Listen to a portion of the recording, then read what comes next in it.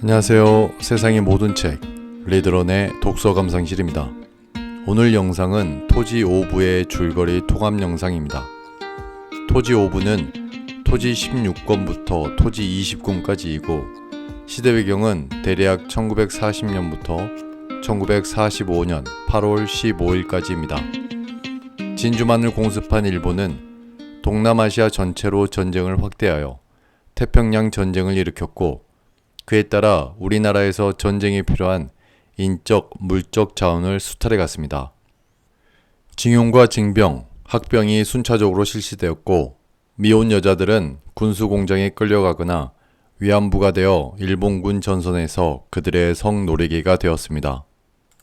이러한 전시 동원태세는 민족 말살 정책이라는 이름으로 내정에도 이어졌습니다. 대표적인 것들로는 내선일체, 황국신민화, 창씨개명, 조선말 사용금지, 조선사상범 예방구급령 등이 있습니다. 내선일체와 황국신민화는 결국 같은 말인데 내선일체에서 내는 일본 본토를 얘기하고 선은 조선을 이야기합니다. 이는 일본과 조선은 하나이므로 조선인도 황국신민으로서의 의무를 다해야 한다는 것이었고 이는 여러 징병과 징용, 전쟁을 위한 수탈에 정당성을 부여했습니다.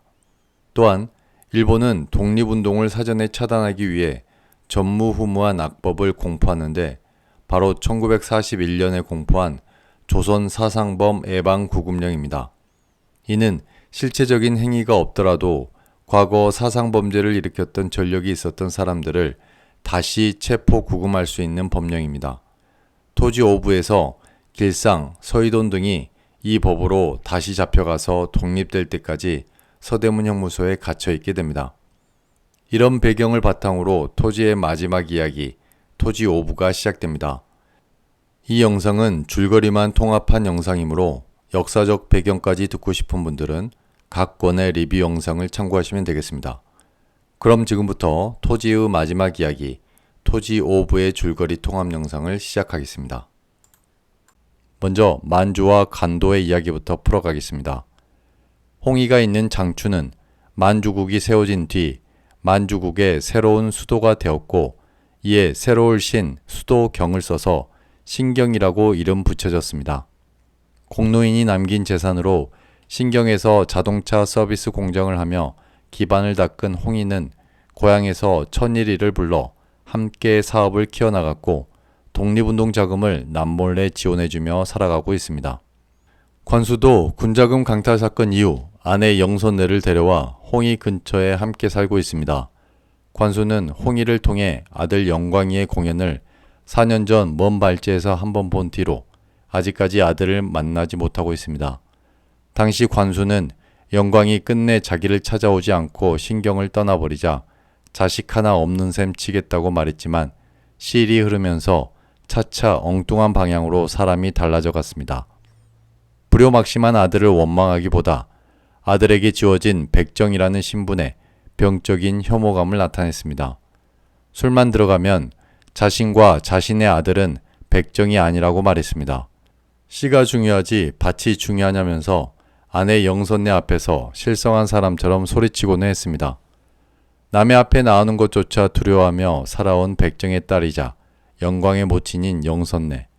그 여자에 대한 연민 때문에 지난날 관수는 진주에서 형평사 운동에 가담했고 누구도 그 앞에서는 백정이라는 말을 입에 올리지 못했습니다. 그랬던 관수가 그토록 오랫동안 금기시했던 백정을 스스로 입에 올리면서 흰머리가 돋아난 아내 영선네로부터 자신의 아들 영광을 분리시키고 있었습니다. 이런 관수에게 따끔하게 한마디 할 수 있는 사람은 주위에 홍의밖에 없었습니다. 홍의는 관수에게 형님이 지금 앓고 있는 병을 저는 20살 안짝에 이미 치렀다면서 백정하고 살인자하고 어느 쪽이 더 험하냐고 물었습니다. 살인자의 아내이자 자신의 엄마였던 이민혜, 그 밑에서 보낸 숱한 방황의 세월들을 이야기했습니다. 그때 유일하게 나를 붙잡고 충고했던 사람이 바로 형님이라고 말합니다. 홍의의 말에 관수는 조금 누그러졌고 그제서야 홍의는 자신이 관수를 찾아온 이유를 설명합니다. 홍의는 이제 그만 자동차 서비스 공장을 그만두겠다고 말했습니다. 김두수의 제안을 받아들여 그와 반동업 상태에서 있었던 지난 3년은 독립자금을 비밀리에 대고 있었던 홍희에게 화약을 안고 사는 것처럼 큰 스트레스를 주었습니다. 관수는 사업을 처분하는데 김두수가 의심하지 않을 만한 합당한 이유를 만들어야 한다고 얘기했고, 홍희는 만일을 위해 단골집 영광루 사장 진 씨에게 사업 자금을 대출하면서 공장을 담보로 잡힌 것처럼 일을 꾸며놨다고 얘기했습니다. 참고로 영광루 진 씨는 하얼빈 시문구의 장남 심재용의 장인어른이었고, 용종촌 동성반점의 진 씨와 서로 인척간이며 이들은 모두 항일의 뜻을 같이 하는 사람들이었습니다. 용종촌 동성반점은 전편에서 두매와 오기가 송장안의 중개로 몰래 만났던 중국집이었습니다. 하여튼 이렇게 신경의 영광루 중국인 진씨, 용정의 동성반점 중국인 진씨, 하얼빈의 시문구, 연해주의 심운해, 이들의 공통점은 모두 부자이면서 각국의 항일 독립군을 지원한다는 데 있습니다. 다시 이야기로 돌아와서 관수와 만나고 얼마 뒤 홍희는 영광의 악단이 신경에 다시 온다는 신문 광고를 보게 됩니다. 이번에야말로 반드시 두 부자를 상봉시켜야겠다고 마음먹은 홍희는 당장 극단으로 찾아갑니다. 잘생긴 얼굴과 우수에 젖은 눈빛을 가진 영광은 극단 여자들에게도 인기가 많았는데 그중 배용자라는 무용수가 영광을 좋아했다가 퇴짜 맞았습니다. 배용자는 배설자의 동생입니다.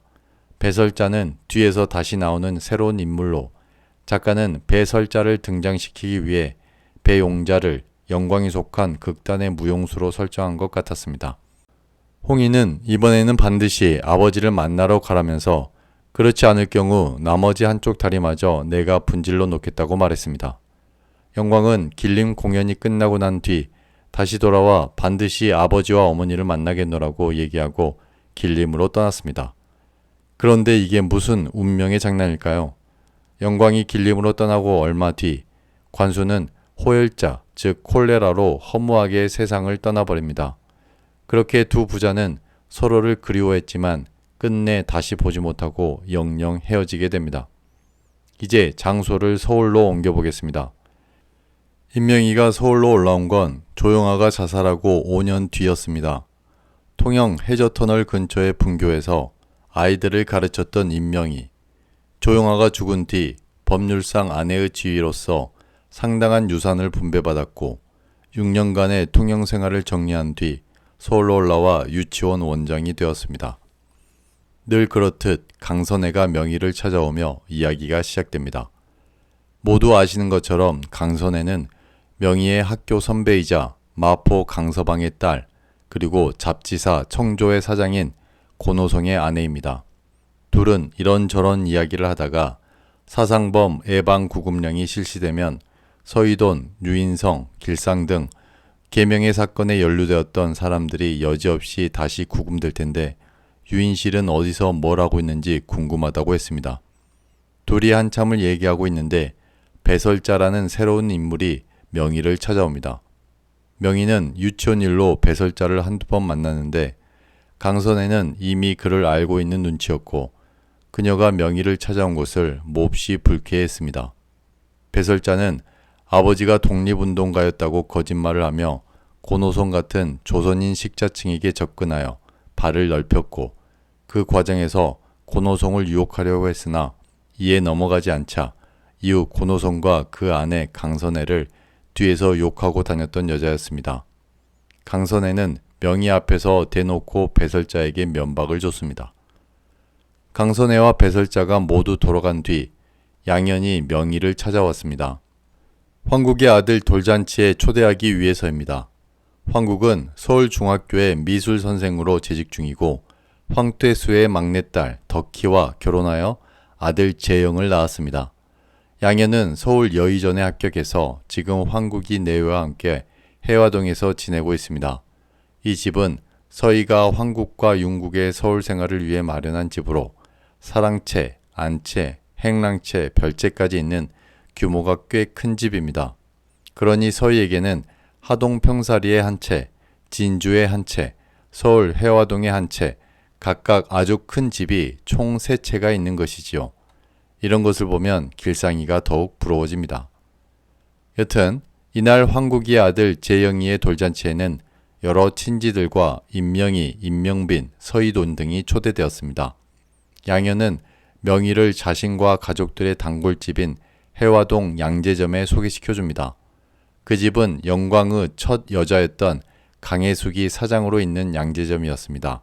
강혜숙은 영광이 극단에 들어가면서 그와 헤어졌고 서울로 돌아와 양재점을 차렸습니다.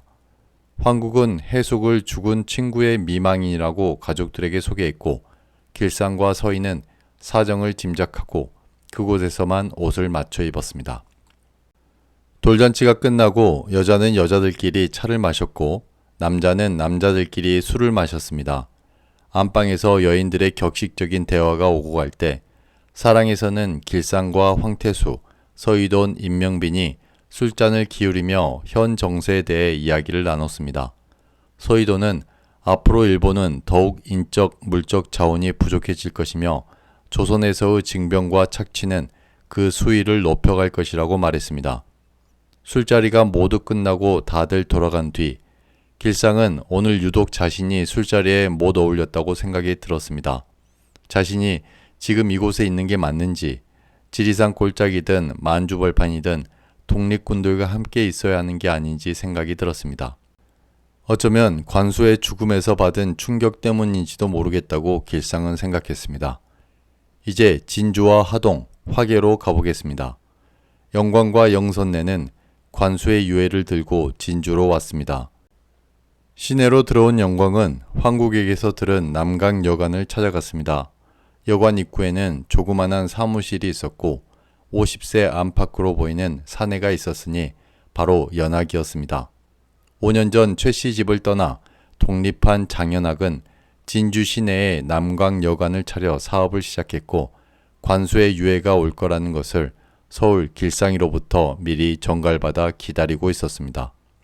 연학은 방을 안내한 뒤 탁자 위에 유해를 올리고 나서야 흐느껴 울었습니다.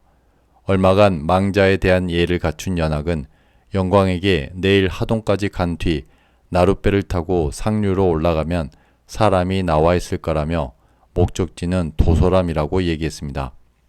다음날 나루터에 마중 나온 사람은 바로 강쇠였습니다.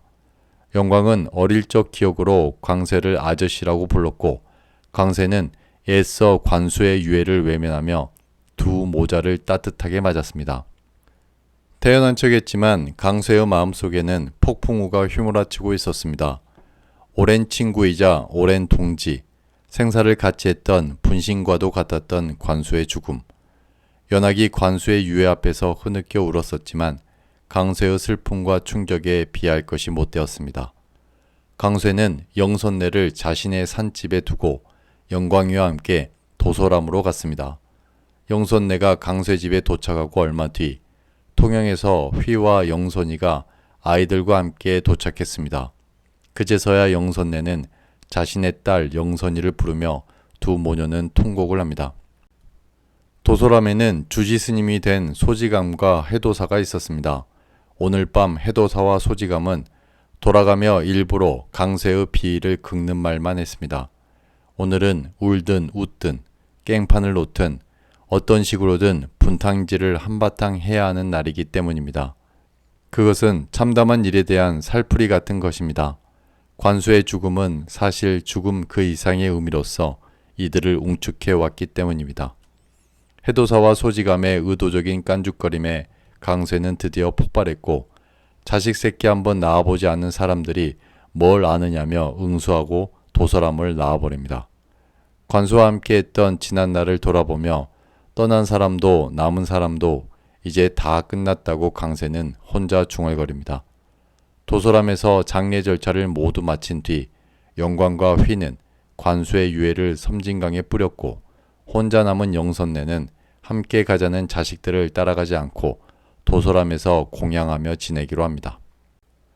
장례를 마친 영광은 황국과의 약속을 위해 평사리에 들렀지만 곧장 최참반댁을 찾아가지 않았습니다.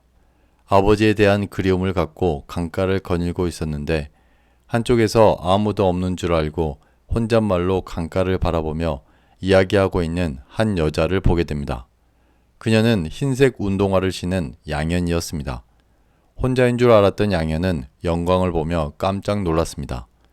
아버지를 그리워하며 강가에 갔던 영광과 어머니를 그리워하며 강가에 갔던 양현은 그렇게 처음 만나게 되었습니다.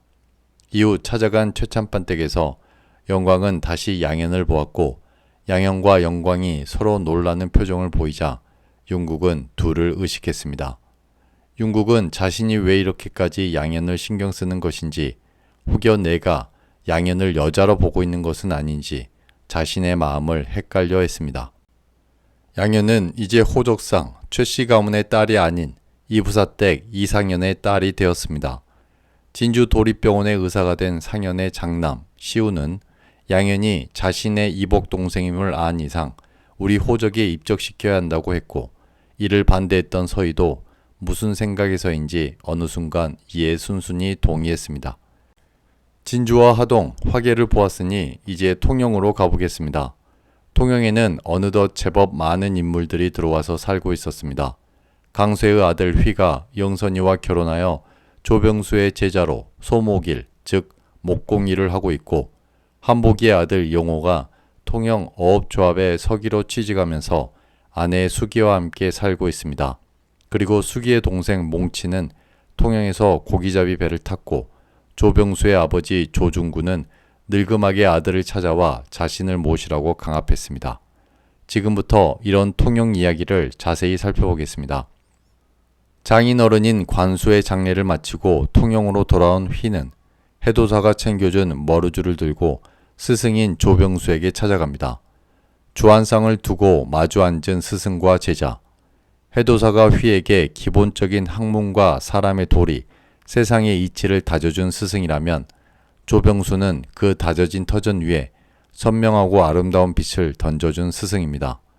휘는 스승 병수를 마음속으로 존경했으며 조병수도 휘를 진심으로 아껴 일선에서 물러난 뒤 자신의 일을 모두 휘에게 물려줬습니다. 병수의 작은 방에는 80이 넘은 조중구가 중풍에 걸려 누워 있습니다. 조중구는 몇 해 전 멀쩡한 차림으로 병수를 찾아와 이제부터는 자신을 모시라고 말했습니다. 병수에게 찾아온 지 얼마 안 되어 조중구는 중풍을 앓게 되었고 꼼짝없이 기저귀를 차고 방에 누워있는 신세가 되었습니다. 조중구는 더욱 노기를 띠며 중풍에 좋은 약초를 빨리 구해오라고 병수를 닥달했고 병수는 아버지의 노기를 모두 받아주며 지금까지 모시고 있습니다. 한복이의 아들 영호는 통영어업조합의 서기로 취직해서 아내 수기와 함께 통영으로 왔습니다. 휘의 가족과 한 마을에 살았는데 영선이와 수기가 서로 의지하며 지내는 것에 반해 영호는 휘에게 쉽사리 마음을 열지 않았습니다. 그러던 중 아버지 한복이로부터 영선이 관수의 딸인 것을 듣게 되고 그 뒤부터 영선과 그의 남편 휘에게 먼저 다가갑니다. 관수는 영호가 진주농고에 다닐 때부터 존경했던 몇 안 되는 어른이었기 때문입니다. 몽치도 통영에서 배를 타며 지냅니다. 몽치는 법대로 하자면 매형 영호와 더 가까이 지내야겠지만 매형인 영호는 사람이 근수가 나가지 않는다며 자신과 함께 산속에서 자란 휘를 형님으로 모시며 더 따릅니다. 몽치는 등치가 크고 배심이 좋아 선원으로서 제격이었습니다. 배가 들어올 때면 선창가의 다치놈이 집에 꼭 들렀습니다. 그곳은 사천집이라는 이름의 다치놈이 집이었고 모하라는 이름의 30살 전후반의 여자가 운영하는 술집이었습니다. 참고로 다치놈이는 통영에서 주막의 형태가 사라진 뒤에 생긴 새로운 형태의 술집이었습니다.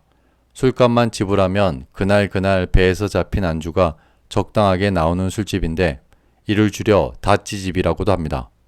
지금도 통영에 가면 이런 다찌집을 심심찮게 볼 수 있습니다. 작가는 통영을 이야기하며 통영이라는 이름의 어원에 대해서도 설명했습니다. 임진왜란 당시 전라 자수사였던 이순신은 1593년 8월 그간의 공로를 인정받아 경상, 전라, 충청, 3도 수군을 총지휘하는 삼도수군 통제사로 임명되었는데 그 군영이 설치된 곳이 바로 통영의 한산도였습니다. 이런 삼도수군 통제사라는 직제는 이때 처음 만들어졌기 때문에 삼도수군 통제사의 군영, 즉 삼도수군 통제영이 있는 곳이라 하여 이곳을 통제사의 통, 군영의 영을 따서 통영이라고 부르기 시작했습니다. 다시 이야기를 이어가겠습니다. 소지감과 해도사가 통영 조병수를 찾아왔습니다. 조병수는 소목리를 휘에게 완전히 넘기고 중풍에 걸린 조중구를 모시며 지루한 나날을 보내고 있었기에 이들의 방문은 더없이 반가웠습니다. 세 명이 함께 술잔을 기울이고 있을 때 마침 배에서 내린 몽치가 소식을 듣고 자신을 키워준 두 스승을 뵙기 위해 병수집에 찾아왔습니다. 몽치는 두 스승 앞에서 덩치 큰 순한 양이 되어 절을 했습니다. 해도사는 몽치에게 혼인을 해야 하지 않겠느냐며 강권했지만 몽치는 아직은 결혼할 마음이 없다고 확실하게 말했습니다. 사실 해도사와 소지감의 이번 방문은 평사리 한복의 부탁도 이유 중에 하나였습니다. 평사리 한복은 부모가 없을 때는 누이가 부모 맞제비라며 결국 사돈총각도 우리가 책임져야 하지 않겠느냐며 혼인할 곳을 마련하여 해도사에게 부탁한 것입니다. 해도사는 몽치의 고집을 알고 있었기에 두 번, 세 번 다시 묻지 않았습니다. 몽치는 누구의 말을 듣고 움직이는 인물이 아니었습니다. 아버지의 시체 옆에서 몇 날 며칠을 보냈으면서도 산속에서 죽지 않았던 어린 시절의 몽치. 그만큼 기가 남달랐음을 해도사는 진작부터 알고 있었습니다. 해도사는 통영을 떠나기 전 녹이 띈 조중구의 말벗을 해주었고 풍을 고칠 수 있는 약초를 구해다 주라는 조중구의 부탁을 받으며 인간의 끝없는 욕심을 생각했습니다. 지금까지 살펴본 것을 정리하면 만주에서 홍의와 관수, 영광을 보았고 서울 해화동에서 유치원 원장이 된 명의와 새로 등장한 배설자, 양재점을 하는 영광이의 옛 여자 강혜숙을 살펴봤습니다. 유해가 되어 돌아온 관수로 인해 진주에서 여관을 하는 연학을 보았고 하동과 화계에서 강쇠, 해도사, 소지감과 함께 관수의 장례를 치렀습니다. 이후 등장인물들이 새롭게 늘어난 통영까지 살펴봤습니다. 이제부터 서희의 이야기를 풀어보겠습니다. 황국의 아들 재영이의 돌잔치를 위해 서울에 머물렀던 서희는 얼마 뒤 진주에 내려왔고 자신이 서울에 있는 동안 진주 박외과 의원의 박효영 의원이 자살한 것을 알게 됩니다. 갑작스러운 그의 죽음은 비수가 되어 서희의 심장에 내리꽂혔습니다. 그것은 그 죽음이 자신과 무관하지 않을 거라는 자각 때문이었습니다. 박 의사는 자신을 좋아했고 자신 앞에서 그것을 감추지 않았습니다. 그때마다 서희는 그가 쏟아놓은 감정을 그대로 주워 담아주는 태도로 일관했습니다. 서희는 조용히 눈물을 흘렸습니다. 길상이 만주에 있는 동안 또 감옥에 있는 동안 박 의사가 자신에게 큰 버팀목이 되어줬다는 것을 뒤늦게 깨닫게 된 것입니다. 심란한 마음을 안고 서희는 도서람에 가기 위해 집을 나섰고 그 전에 이부사댁에 먼저 들렸습니다. 이부사댁 시우 모친 박씨는 늘 같은 표정으로 서희를 맞이했습니다. 내가 그때 간도에 안 갔더라면 설사 이동진 어른께서 그곳에 계셨다 하더라도 상현서방님은 간도로 따라 나서지 않았었겠지요. 댁은 평생 동안 나를 원망하고 계십니다. 서희의 눈은 그렇게 말하고 있었고 그때 당신이 이 집에 오지 않았더라면 남편이 절이 되지는 않았을게요. 내 세월, 자식들의 세월도 그렇게 험하지는 않았을 겁니다. 수없이 흘린 눈물을 당신은 아십니까? 알 리가 없지요. 박 씨의 눈도 늘 그런 말을 하고 있었습니다. 이유야 어찌됐던 17세 꽃다운 나이인 자신을 버리고 간도로 떠났던 남편과 그 옆에 함께 있던 서희였기에 50을 바라본 나이가 되었어도 박 씨는 서희를 복잡한 마음으로 바라볼 수밖에 없었습니다. 30여 년이 지난 세월 속에 여러 감정이 뒤섞일 수밖에 없었던 두 여자. 둘은 늘 그렇게 반가의 예의를 갖춰 집안에 대한 안부를 물었고 이제 이씨 집안의 딸로 호적이 바뀌어진 양현에 대해 이야기를 나눴습니다. 이부사댁을 나온 서희는 평사리로 갈 나룻배를 탔습니다. 평사리에 도착한 서희는 마을길로 들어섰고 서희에게 인사하는 성환 할매 앞에 갑자기 자전거 한 대가 가로질렀습니다. 갑자기 나타난 자전거로 성환 할매는 뒤로 넘어졌습니다.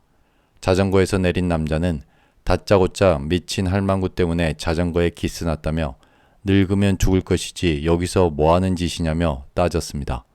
그가 바로 평사리에 새로 등장한 악당 개동이입니다. 개동이는 우서방의 둘째 아들입니다. 여러분, 우서방을 기억하시나요? 우서방은 예전 홍의가 간도로 들어가기 전에 평사리 마을에서 살해되었던 사람입니다. 당시 평사리에 살았던 우서방과 오서방은 다툼이 있었고 우서방은 낫을 들고 오서방을 죽이려고 했는데 되려 오서방의 손에 죽게 되었습니다. 오서방은 마을에서 오래 살았고 인심도 있었던 사람이었고 그날도 방어적인 차원에서 막다가 우발적으로 우서방을 죽이게 된 것입니다. 우서방은 예전 마을에서 의병이 일어나 여러 집이 빌 때 소리 소문 없이 마을에 들어와 정착했던 사람입니다. 사람들은 재판 과정에서 오서방 편을 들었고 이에 분개한 우서방의 아내와 아들들은 그때부터 마을에 해코지를 하며 돌아다니기 시작했습니다. 그러던 중 셋째 아들이 전쟁이 지원한 대가로 둘째 아들인 개동이가 면서기가 되었습니다. 면서기라는 완장을 차게 된 개동이는 더 본격적으로 마을 사람들을 괴롭히기 시작했습니다. 서희도 여러 입을 통해 개동이의 악행을 듣고 있었던 차에 이런 일이 서희 앞에서 벌어진 것입니다. 서희는 개동이를 노려보며 네가 요즘 마을을 어지럽힌다는 놈이냐며 꾸짖습니다. 하지만 놈 소리를 듣고 가만히 있을 개동이가 아니었죠. 신분 질서가 무너진 지가 언젠데 나라의 녹을 먹는 자신에게 놈이라고 부르느냐며 기세 좋게 따졌고 서희는 너는 도저히 말로 해서는 안 될 놈이라며 내일 당장 군수를 찾아갈 것이라고 말했습니다. 갑자기 군수가 등장하자 개동이는 뭔가 사건이 커지는 것을 느꼈습니다. 서희는 충분히 그럴 수 있는 힘을 가졌다는 것을 개동이도 잘 알고 있었습니다. 개동이는 태도를 바꿔 용서를 구했고 결국 마을 사람들이 보는 앞에서 성환 할머니에게 무릎을 꿇습니다. 한편 성환 할매는 아들 서규와 며느리 양을내가 이혼한 뒤 손주 성환과 남이를 키우며 평사리에서 살아갑니다. 최참반댁에서 부쳐먹을 땅을 줘서 먹을 걱정은 없지만 어디서 뭘 하고 있는지도 모르는 아들을 기다리며 손주들과 함께 살고 있습니다. 성환 할매의 큰딸 귀남내는 자신의 남편 귀남아비와 함께 성환 할매의 집에 얹혀 살았지만 마치 자신들이 오갈 데 없는 성환 할매와 조카들을 거둔 것처럼 행세했기에 야문애나 천일내 등 평사리 사람들로부터 욕을 먹고는 했습니다. 그러다 남편 귀남아비가 읍내 과부와 바람나 집을 나간 지 8년이 지나서야 귀남내는 자신의 성미를 누그러뜨리며 어머니 성환 할매를 생각하며 살고 있습니다. 성환이는 연하기 진주로 데려가 중학교를 보냈고 난이는 보통학교에 다니고 있었습니다. 어느 날 친엄마 양을내가 양장 차림에 세련된 옷을 입고 평사리에 나타나 자기 딸 난이를 데려가 버립니다. 소식을 듣고 달려온 성환은 할머니와 함께 을내 간다는 요정에 찾아가지만 난이는 촌으로 절대 돌아가지 않겠다고 얘기했고 성환 할매와 성환은 덩치 큰 사내들에 의해 쫓겨날 수밖에 없었습니다. 그때부터 성환 할매는 나루터에 매일 나와 난이를 기다렸고 그날 서희가 왔을 때도 난이를 기다리고 있다가 개동이 자전거에 치였던 것입니다. 참고로 평사리에는 성환 할매 말고도 봉기 노인과 그의 처 둘이네, 김은장의 양자 김한경, 야문의 천일래, 한부기가 아직 살고 있고 진주에는 영파리와 그의 처 판술래가 아직 살아 있습니다. 야문의 장남 야문은 일본에서 노동운동을 하다 부역을 했고 폐인이 되어 돌아와서 아직도 방에 누워 있습니다. 다시 서희의 발자취를 따라가 보겠습니다. 평사리에 도착한 서희는 도서람으로 곧장 향하지 않았습니다. 오늘 하루는 평사리 최참반댁에서 머물고 싶었습니다. 마치 아주 오랜만에 집을 찾아온 사람처럼 서희는 이곳저곳을 둘러보고 만져보며 옛 생각을 했습니다. 호열자로 할머니 윤씨 부인이 죽었던 시절부터 돈 5,000원을 주고 조중구로부터 집을 되찾았던 그 수많은 시간들을 돌이키며 대청마루에 앉아 있습니다. 서희는 박외과 박효영을 다시 떠올렸습니다. 자신은 박효영이 자신을 생각하는 마음을 알면서도 주치의를 바꾸지 않았습니다. 사랑은 박효영뿐만 아니라 서희 자신 속에도 있었음을 강하게 느꼈습니다. 한쪽은 개방되고 한쪽은 밀폐되었던 사랑이 박효영을 불행하게 했고 결국 자살에 이르게 했다고 서희는 생각했습니다. 다음날 아침 도서람에 올라간 서희는 길상을 만나 이부사댁에 들렸던 이야기와 그쪽에서 양현의 혼사를 걱정하고 있다는 얘기를 했습니다. 양현이 얼굴도 예쁘고 학식도 있지만 어머니가 기생이라는 데서 다들 주저하는 거라면서 차라리 윤국이와 양현을 맺어주면 어떻겠는지 길상이에게 물었습니다. 길상은 윤국과 양현은 친남배처럼 자란 아이들인데 이제 와서 그게 가당키나 한 얘기냐며 양현도 다 컸으니 이제 그만 놔주라고 얘기합니다. 서희는 그 얘기를 들으면서 혹시 놔주라는 말이 당신에게도 해당되는 말인지 물었고 길상은 별다른 대답을 하지 않았습니다. 후회하시는군요. 서희의 말에 길상은 후회가 아니라 뿌리를 찾는 것이라고 돌려 말했습니다. 서희는 사로잡혀 있기로는 피차 마찬가지라는 말을 던지며 법당으로 가버립니다. 다음날 서희와 다시 만난 길상은 어젯밤 다툼은 다시 꺼내지 않았습니다.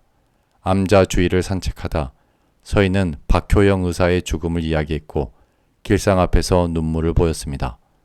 길상은 남편 앞에서 외간 남자를 말하며 눈물을 흘리는 게 말이 되느냐고 말했지만 그것 자체가 자신에 대한 믿음이 있기에 가능한 일이라고 생각했습니다. 그것은 어릴 적 길상이의 등에 업혀 어머니를 찾아오라고 떼를 썼던 그 마음과도 비슷한 것이었습니다. 저는 이 대목에서 길상과 서희는 서로를 여전히 충만하게 사랑하고 있다는 느낌을 받았습니다. 길상에게 자신의 마음을 다 쏟은 뒤 서희는 평사리로 다시 내려갔습니다. 서희가 내려간 오후 황국이 찾아왔습니다.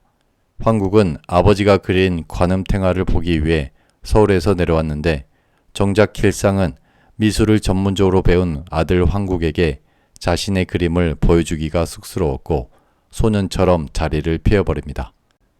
길상의 그림을 본 황국은 전신이 뜨거워지는 것을 느꼈습니다. 소지감은 황국에게 아버지 길상은 자신의 모든 원력을 불어넣고 종교적 의식으로 관음탱화를 완성했다고 얘기합니다. 그래서 감동이 있는 것이고 같은 이유로 두 번 다시 탱화를 그리지 못할 거라고 얘기했습니다.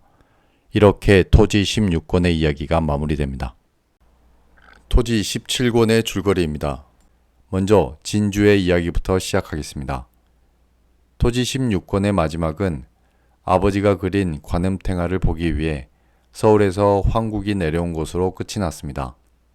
황국은 아버지 길상의 관음탱화를 보며 깊은 감동을 받았고 도서람 주지인 소지감은 아버지는 종교적 의식의 하나로 모든 것을 쏟아부어 이 그림을 완성했다고 말했습니다. 도서람에서 내려온 황국은 연학에게 인사하기 위해 진주의 남강여관을 찾아갔는데 그곳에서 생각지도 않게 어릴 적 친구 이순철을 만났습니다. 황국과 순철은 어릴 적 심하게 싸운 뒤로 둘도 없이 가까운 친구가 되었습니다. 황국이 내성적이고 조용한 것에 반해 순철은 운동도 잘하고 어디서든 한자리 꿰차야 직성이 풀리는 리더 기질이 있는 남자였습니다. 순철은 동경에서 공부를 마치고 돌아와 아버지의 사업을 물려받았고 진주에서 이름만 대면 다 아는 사업가로 성장해 있었습니다. 둘은 너무 반가워 바로 자리를 옮겨 술자리를 가졌습니다. 순철은 김두만의 아들 김기성이 진주 경방단 단장이 되어 활기치고 돌아다닌다는 얘기를 했습니다. 경방단은 당시 화재 예방을 위해 일제가 만든 소방 조직이었는데 일종의 청년단과 비슷하게 운영되었습니다. 마을에서 힘께나 쓴다는 사람들이 가입하여 관공서의 보호 아래 활동하는 곳이었습니다.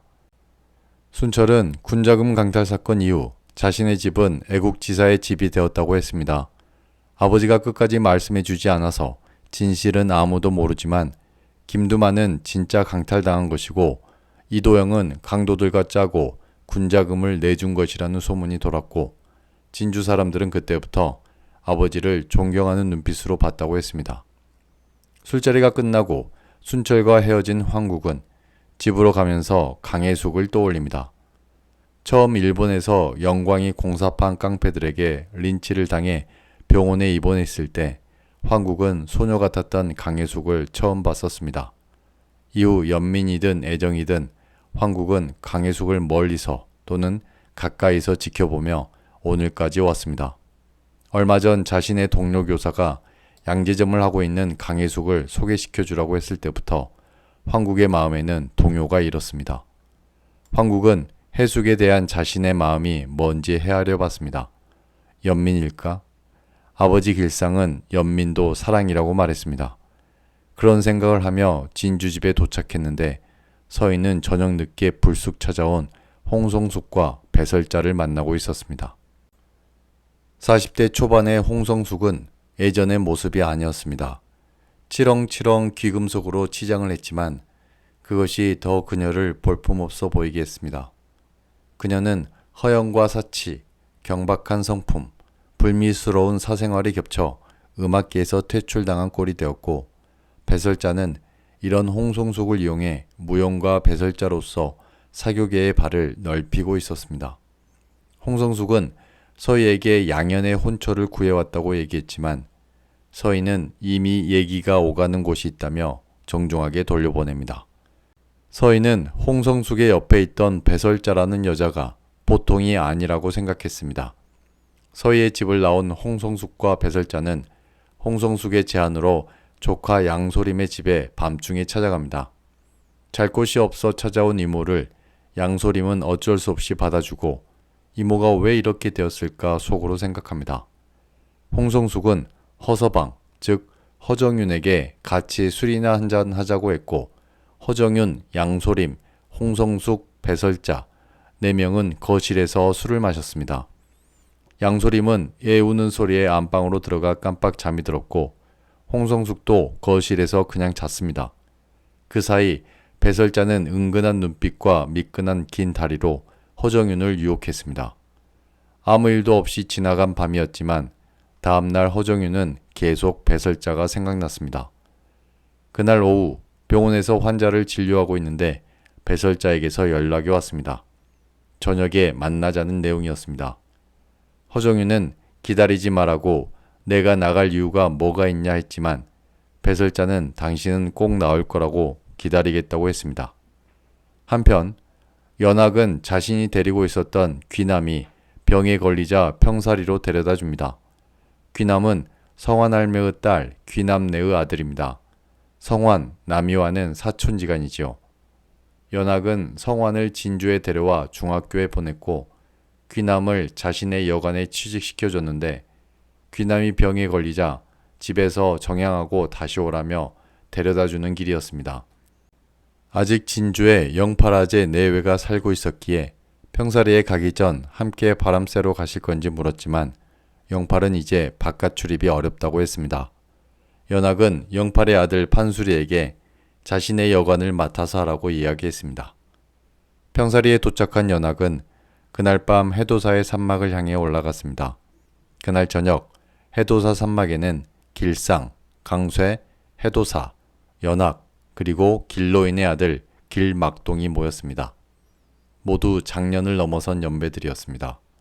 그들이 오늘 모인 이유는 동학 세력을 해체하기 위해서입니다. 해체를 결심한 것은 길상이었습니다.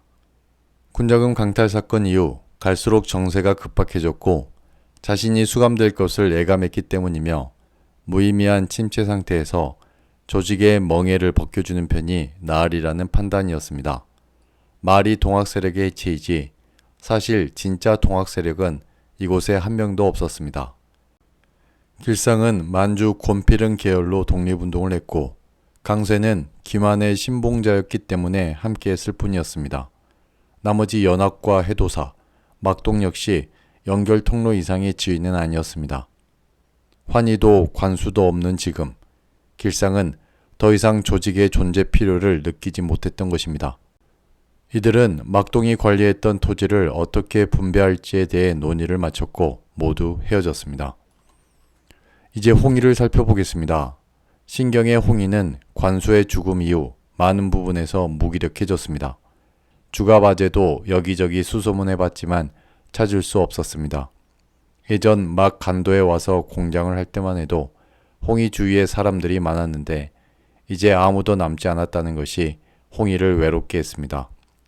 자신의 누이 이미는 할머니가 되어 자신을 찾아왔고 오갈 데 없는 처지였기에 함께 살고 있습니다. 이미는 밥상머리에서의 욕심부터 시작해 아무도 없을 때 양복장을 몰래 뒤지는 것까지 그 욕심이 끝이 없었고 그때마다 홍희의 아내 보연과 딸 상희는 시누이이자 고모인 이미와 사사건건 대립했습니다. 어느 날 아침 2명의 형사가 홍희의 집을 찾아왔습니다. 홍희는 내심 올 것이 왔구나 했지만 그들은 독립군 자금 냄새를 맡고 온 게 아니었습니다. 느닷없이 양복장을 뒤지더니 금비녀와 금가락지 등 귀금속들을 발견했고 그 길로 홍희와 보현을 즉시 체포했습니다. 당시 일제는 전시하에 국민들이 개인적으로 금을 소유할 수 없었습니다. 개인은 반드시 고시한 가격으로 일본 정부에 금을 팔아야 했는데 보현이 이를 몰래 어겨 금을 밀수했던 것입니다. 밀수라고 하니 대단한 범죄라도 돼 보이지만 얼마 전 처갓집인 통영에 정양하러 갔다가 옛 친구로부터 금가락지 등 소유가 금지된 금을 홍희 몰래 사서 신경으로 들여왔던 것입니다. 홍희와 보현이 잡혀가자 천일이 당장 달려왔습니다.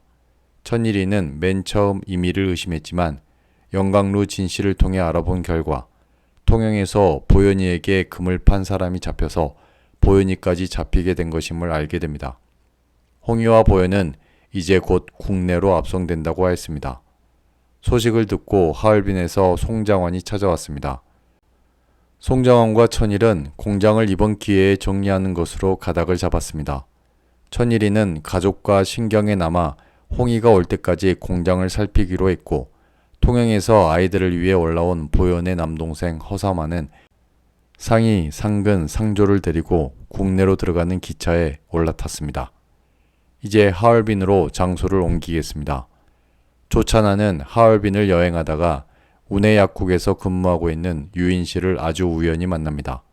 조찬하는 당신이 버린 오가타의 아들을 내가 지금까지 키우고 있다고 말했고 지금 오가타가 신경에 있으니 오가타에게 모든 것을 말해야 한다고 말했습니다.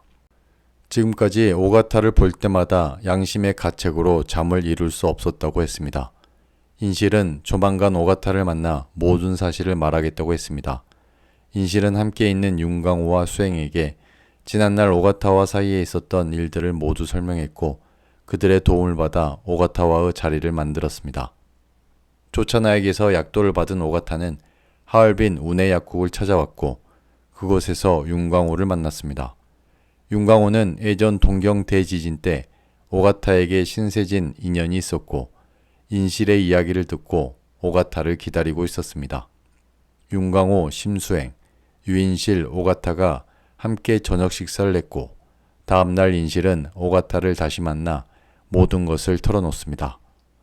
오가타는 당신은 지독한 여자라며 당신에게 내 자식을 버릴 권리는 없다고 외쳤습니다.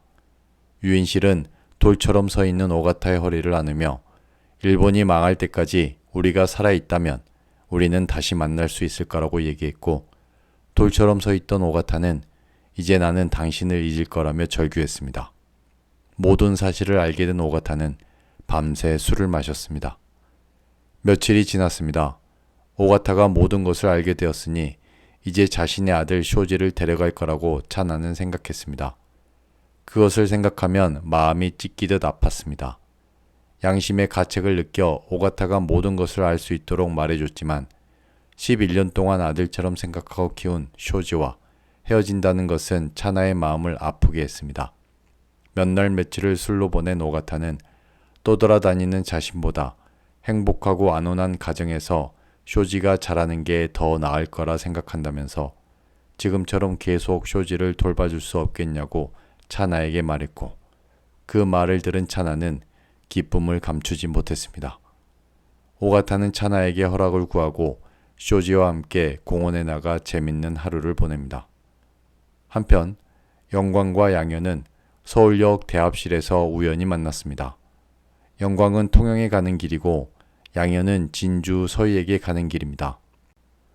양현은 영광 오빠와 자신의 운명이 비슷하다고 생각했습니다. 둘 다 출생에 관한 같은 슬픔을 갖고 있다고 생각했고, 그럴수록 양현은 영광이 더욱 가깝게 느껴졌습니다.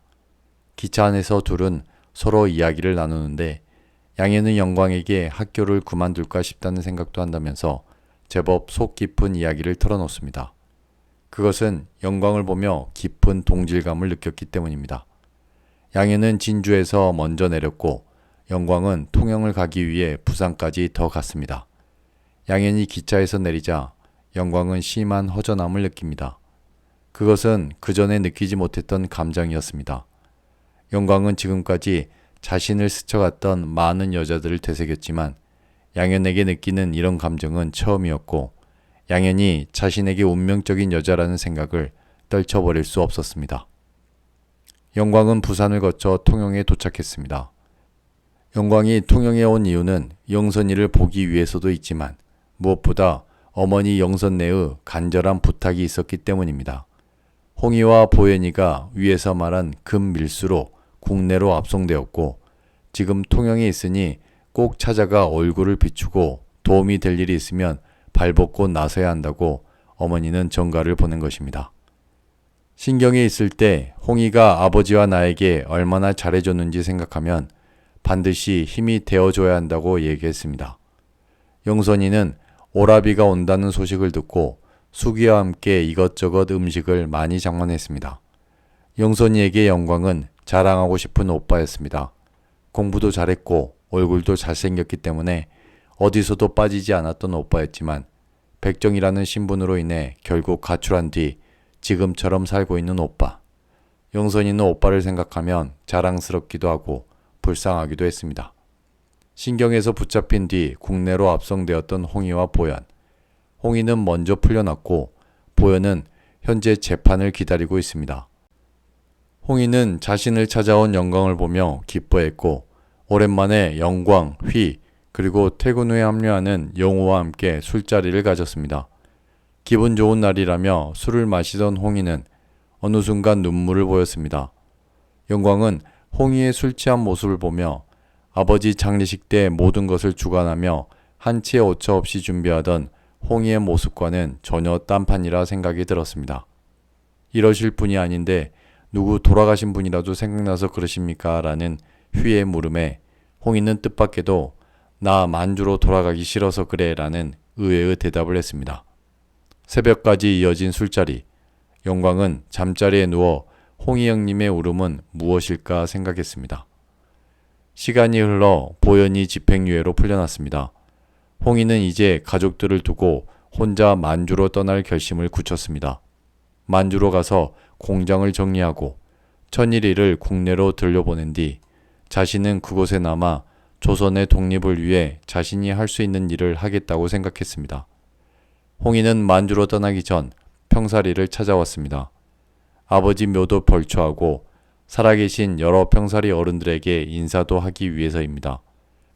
홍이는 최참반댁 사랑에 잠시 기거하고 있는 연학을 찾아갔고 이후 성한할매, 한복이, 김한경, 김범석, 야문회, 천일래를 들여다봤습니다.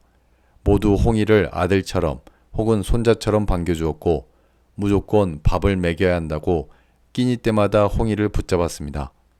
홍이가 평사리에 도착한 날 봉기 노인이 상을 당했기 때문에 홍이는 한복이와 함께 문상을 갔습니다. 상갓집에 모인 마을 사람들은 모두 홍이를 보며 용의를 떠올렸고 자신들의 젊은 날을 함께 생각했습니다. 홍이는 자신이 진주와 이곳을 오가며 지냈던 방황했던 젊은 시절을 생각하며 웃음을 짓기도 했습니다. 홍이는 서기영님의 어머니인 성환할매를 찾아가 서기영님이 만주에 살아있다는 것을 전했고 반드시 비밀로 해야 한다고 몇 번을 다짐했습니다. 봉기 노인이 죽은 것을 보자 성환할머니에게 아들이 살아있다는 말을 꼭 전해줘야겠다고 생각했던 것입니다. 홍이가 성환할머니 집에서 잠시 낮잠을 자고 있는 사이 야무네와 천일래가 손에 각각 음식을 들고 찾아왔습니다. 이대로는 홍이를 보낼 수 없다며 각기 집에서 손수 잡아온 닭과 음식이었습니다. 세 명의 노인은 이미 부엌일에서 손을 뗀 지 오래된 할머니들이었지만 오랜만에 딸과 며느리 눈치 보지 않고 옛날 생각을 하며 음식을 장만했습니다. 아들 서기가 만주에 살아있다는 얘기를 들은 성원할매와 역시 아들 천일이가 곧 국내로 돌아올 거라는 말을 들은 천일네는 기쁨을 비밀로 간직하고 있었고 야문에도 요즘 야무가 거동을 하게 되어 마음이 느긋해져 있었습니다. 이제 곧 홍이는 평사리를 떠나 만주로 떠날 것입니다. 그렇게 토지 17권이 끝났습니다. 토지 18권의 줄거리입니다. 1941년을 전후하여 반전운동을 하는 기독교인들에 대해 대대적인 검거 열풍이 있었고 이때 길여옥도 체포되어 목포 형무소에 감금되었습니다. 1년여의 수감생활 끝에 여옥은 병보석으로 풀려났고 최상길의 도움을 받아 서울 청량리 본가에 와 있습니다. 최상길은 여옥의 전 남편 친구이자 여옥이 이혼한 뒤에도 관계를 유지하며 지내는 사람입니다. 둘 다 여수에 근거지를 두고 있었고 예전 명희가 여수에 내려와 여옥과 함께 지낼 때 한두 번 등장했던 인물입니다. 명희는 서울에 온 여옥을 자주 찾아갔고 가슴 아파했습니다. 해골같이 뼈만 앙상한 여옥을 보며 명희는 오빠 임명빈을 생각했습니다. 여옥이 해골같이 말랐다면 오빠 명빈은 얼굴이 퉁퉁 부었습니다. 서희돈, 유인성, 김길상, 손우신 등이 예비 구금령에 의해 구금될 때 임명빈도 여러 조사와 시달림을 당했습니다. 원래 소심한 편이긴 했으나 병세가 극도로 악화된 것은 아마도 자기 스스로 느끼는 패배감 때문일 거라고 명희는 생각했습니다. 명빈은 병문안 온 명희에게 유인성, 서희돈, 길상은 자신을 배반하지 않고 신념대로 가고 있다고 말하면서 거기에 비하면 자신의 인생은 쓰레기라고 했습니다. 어쩌면 명빈은 그들과 함께 잡혀가기를 원했는지도 모릅니다. 오빠 명빈을 보고 돌아가는 길, 명희는 혼자 밤거리를 거닐다가 종로 어딘가에서 양현이 영광과 함께 있다가 헤어지는 장면을 목격했습니다. 양현은 영광을 먼저 보낸 뒤 이쪽으로 걸어왔고 그제서야 명희를 발견했습니다. 명희는 애써 영광을 못 본 척했습니다. 양현은 해화동에 들어가고 싶지 않다며 명희에게 하룻밤 재워줄 수 있는지 물었습니다. 그날 밤 양현은 자신과 덕희와의 갈등을 명희에게 털어놨습니다. 황국의 아내 덕희는 시집온 뒤부터 양현에게 묘한 질투심을 느꼈습니다.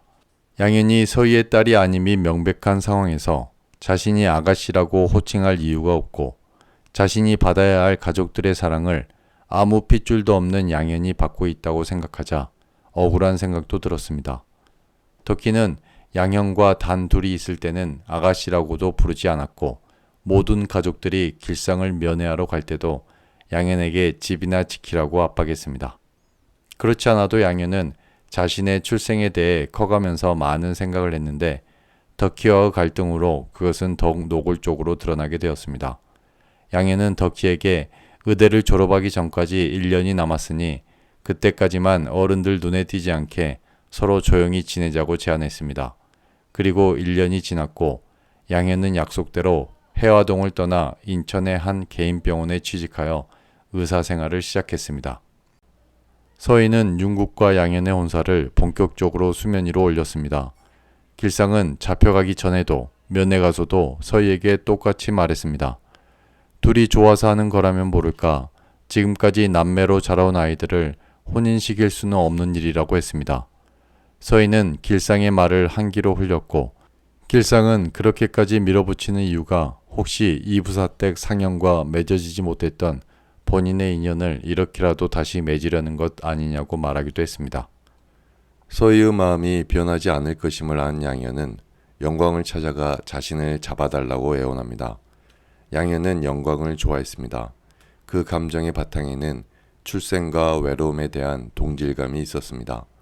영광은 자기 옆에 있었던 여자들은 모두 힘들어졌다면서 나와 함께 있으면 너도 힘들어질 거라고 말했지만 다시 돌아서서 사랑한다고 부둥켜 안고 울었습니다. 한편 서희의 우중을 한 이부사댁 장남 시우도 양현과 윤국의 혼인에 적극적이었습니다. 따지고 보면 양현의 피부치는 이상현의 아들인 시우, 민우 둘뿐이었습니다. 시우는 진주 도립병원에서 근무하다가 최근 박 외과 의원의 건물을 인수하여 개인 병원을 차렸습니다. 양현은 서울에서 영광을 만나고 난 뒤 더 이상 끌려가면 안 된다고 생각하고 자신의 생각을 얘기하기 위해 진주에 내려왔습니다. 양현이 자신의 마음을 처음 말한 사람은 시우 오빠였습니다. 양현은 윤국과 결혼할 수 없다면서 눈물을 흘렸고 시우는 갑작스런 양현의 말에 심히 당황했지만 이내 곧 양현의 말을 받아줍니다. 양현은 눈물 젖은 얼굴을 들어 하늘을 올려다봤습니다. 별빛이 너무 찬란했습니다. 엄마 하고 불렀지만 그 엄마가 서희였는지 봉순이었는지 양현 자신도 구분되지 않았습니다. 한편 동경에서 공부하고 있던 윤국은 서희의 부름을 받고 진주에 들어온 상태였습니다. 사실 윤국이 지금 한가롭게 혼인 얘기를 할 처지는 아니었습니다. 동경 Y대학에서 경제학을 전공하고 있는 윤국은 그곳에서 조선 유학생들과 노동자들이 주축이 된 사회주의 비밀 결사체를 조직했고 이론적 지도자로서 상당히 깊이 관여하고 있었습니다. 이런 처지였기에 윤국의 입장에서도 지금 결혼 운운할 계제는 아니었지만 어머니가 양현과의 혼인 얘기를 꺼냈을 때 윤국도 양현의 마음을 확인하고 싶어졌습니다. 섬진강에 나란히 선 윤국과 양현, 혼인 얘기가 정식으로 나온 뒤 첫 만남이었기에 양현은 물론이고 윤국도 마음이 편하지만은 않았습니다. 양현은 윤국 오빠가 예전처럼 웃음기 가득한 눈빛으로 자신을 놀렸으면 좋겠다고 생각했습니다. 양현은 지금처럼 남매로 지내면 안 되겠느냐며 자신은 한 번도 오빠를 이성으로 생각해 본 적이 없었다고 말했습니다. 윤국은 혹시 다른 좋아하는 사람이 있느냐고 단도직입적으로 물었고 양현은 영광 오빠라고 솔직하게 얘기했습니다. 양현의 입에서 영광이라는 이름이 나오자 다른 사람은 다 돼도 영광만은 안 된다며 윤국은 폭발해버립니다. 그것은 황국을 통해 영광주의의 여자들이 지금 어떻게 살고 있는지 알고 있기 때문입니다. 윤국은 양현을 돌려보낸 뒤 혼자 술을 마셨습니다. 영광이 자신이 말한 것처럼 정말 파렴치 아닌가? 사실 그렇지는 않았습니다. 영광에게는 외로움, 절망, 허무주의의 짙은 그늘이 늘 함께 있고 그런 모습들에 여자들은 더욱 마음을 주었습니다. 윤국은 자신을 밀어내는 양현의 마음을 받아들일 수밖에 없다고 생각했습니다. 다음날 윤국은 중학교 선배였던 홍수관을 찾아갔습니다. 수관은 예전 광주학생 항일운동 당시 진주중학교 동맹휴학 주모자로 잡혀 징역형을 살고 나왔고 이후 이순철의 공장에서 일을 하고 있습니다. 윤국은 진주에 오면 수관을 찾아가고는 하는데 그는 자신이 예전에 주도했던 맹유운동을 후회하는 것처럼 말했습니다. 그로 인해 수재 소리 듣던 학교에서 퇴학을 당했고 감옥살이를 했다며 가장 노릇, 자식 노릇도 제대로 하지 못하는 주제에 내가 무엇을 할 수 있겠느냐며 무엇보다 어머니를 저렇게 가난하게 살게 한 것도 모두 자기 탓이라며 자기 경멸적인 어조로 이야기했습니다. 수관의 얘기를 들으며 윤국은 생각했습니다. 가난한 것은 수치가 아니다. 일을 해도 배불리 먹을 수 없는 척박한 땅에 사는 것은 수치가 아니다. 사로잡혀 사는 거야말로 수치다. 윤국은 수관에게 우리는 끝까지 살아남아야 하고 결국 사회주의로 가야 한다고 말했습니다. 수관은 자신은 민족주의라면서 사회주의와 계급투쟁은 결국 민족을 분열시킬 뿐이라고 선을 그었습니다. 한편 요옥은 이제 몸이 많이 좋아졌습니다. 청량리 본가에서 정향을 했던 요옥을 보기 위해 여수에서 최상길이 가끔 방문했습니다. 최상길은 요옥과 나들이를 함께하며 시간을 보냈습니다. 요옥은 최상길의 아내 금홍의 안부를 물었지만 상길은 그저 잘 있다고만 이야기했고 더 이상 말을 하지 않았습니다. 요옥은 명희의 오빠인 명빈의 이야기로 화제를 돌렸습니다. 명빈도 많이 좋아졌고 곧 지리산 도서람으로 떠난다고 말했습니다. 상길은 요옥과 헤어진 뒤 임명빈의 집에 찾아갔고 명빈을 만나 도서람에 갈 때 자신이 길을 잡겠다고 말했습니다. 상길은 도서람 주지 소지감과는 선후배지간이었고 명빈과는 명빈이 예전 교장으로 있을 때 그 학교에서 음악선생으로 있었던 인연이 있었습니다. 명빈은 여러 사람에게 폐를 끼치는 것 같았지만 마침 도서람 주지 스님을 제대로 만난 적이 없었기에 함께 가준다는 상길이 고마웠습니다. 산으로 떠나는 명빈의 병든 몰골을 보면서 명희는 이들 세대의 종언을 강하게 느꼈습니다. 감옥에 유폐되었거나 혹은 낙향하여 숨어버렸거나 아니면 칼끝 같은 정세를 관망하며 불안하게 사업체를 붙들고 있거나 어쨌거나 뿔뿔이 흩어지고만 이들의 세대. 젊었던 한철 의기양양했으며 비분강개하고 3.1운동의 중추 세력이었던 이들 세대가 무너지고 있는 것을 명희는 오빠 명빈의 뒷모습을 보며 새삼스럽게 실감했습니다. 부디 오빠가 죄책감과 자기 모멸의 패배의식에서 벗어나 건강하게 산속에서 잘 지내기를 기원했습니다. 이제 통영 사람들을 살펴보겠습니다. 통영에서 배를 탔던 몽치는 어장아비의 눈에 들어 더 이상 배를 타지 않고 어장과 선원들을 관리하고 있었습니다. 어장아비는 몽치의 힘과 배짱 그리고 의외의 학식에 먼저 손을 내밀었습니다. 몽치는 선주의 아들 여동철과 함께 다니며 여러 일을 맡아 했습니다. 전쟁이 길어지면서 식량이 통제되었고 이로 인해 양조업계에도 제동이 걸렸습니다. 술 생산량은 줄었는데 술을 찾는 사람은 늘었습니다. 양조장에서 주점으로의 배당량이 줄었고 작은 술집들은 문을 닫을 수밖에 없었습니다. 모아의 다치노미 집도 그렇게 문을 닫았습니다. 집에 들어앉은 모아는 몰래 밀주를 만들었고 자기 집 작은 방에서 예전 단골 손님들에게 밀주를 팔며 생활을 이어갔습니다. 물론 그것은 불법이었습니다. 불법을 이유로 외상값을 제때 주지 않는 사람들도 있었고 행패를 부린 사람들도 덜어 있었지만 모아는 그런 사내들을 상대하며 꿋꿋하게 생활했습니다. 모아가 한 사내에게 외상값을 받아내려다 입술이 터진 다음 날 몽치가 여동초를 데리고 모아 집을 찾아왔습니다. 모아의 어머니는 예전 다치노미 집에서 몽치가 모아에게 손찌검을 한 남자를 패준 것을 기억했고 몽치에게 모아가 자네보다 한두 살 위이니 누나라고 생각하고 의남매를 맺으면 안 되겠냐고 부탁했지만 몽치는 의남매는 싫다며 매정하게 뿌리칩니다. 시간이 흘러 종초가 되었습니다. 휘와 영선, 영호와 수기는 설을 세기 위해 배를 타고 이동했습니다. 설이 되면 몽치는 휘를 따라 산으로 가든 수기를 따라 평사리 한복이 집으로 가든 두 곳 중 한 곳에서 명절을 보냈었는데 어찌된 일인지 이번 설은 통영에 그대로 있겠다고 말했습니다. 몽치는 머리를 단정히 하고 옷을 새로 갈아입은 뒤 과일을 몇 개 사서 어디론가 향했습니다. 그곳은 다름 아닌 모아의 집이었습니다. 모아의 어머니는 과일을 들고 찾아온 몽치를 보며 이게 도대체 무슨 일인가 싶었습니다. 모아는 외상값을 받으러 나간 상태였기에 몽치는 작은 방에서 기다리다 잠이 들었습니다. 모아가 돌아오자 몽치는 모아에게 대뜸 자신과 혼인하자고 이야기합니다. 모아는 어리둥절해합니다.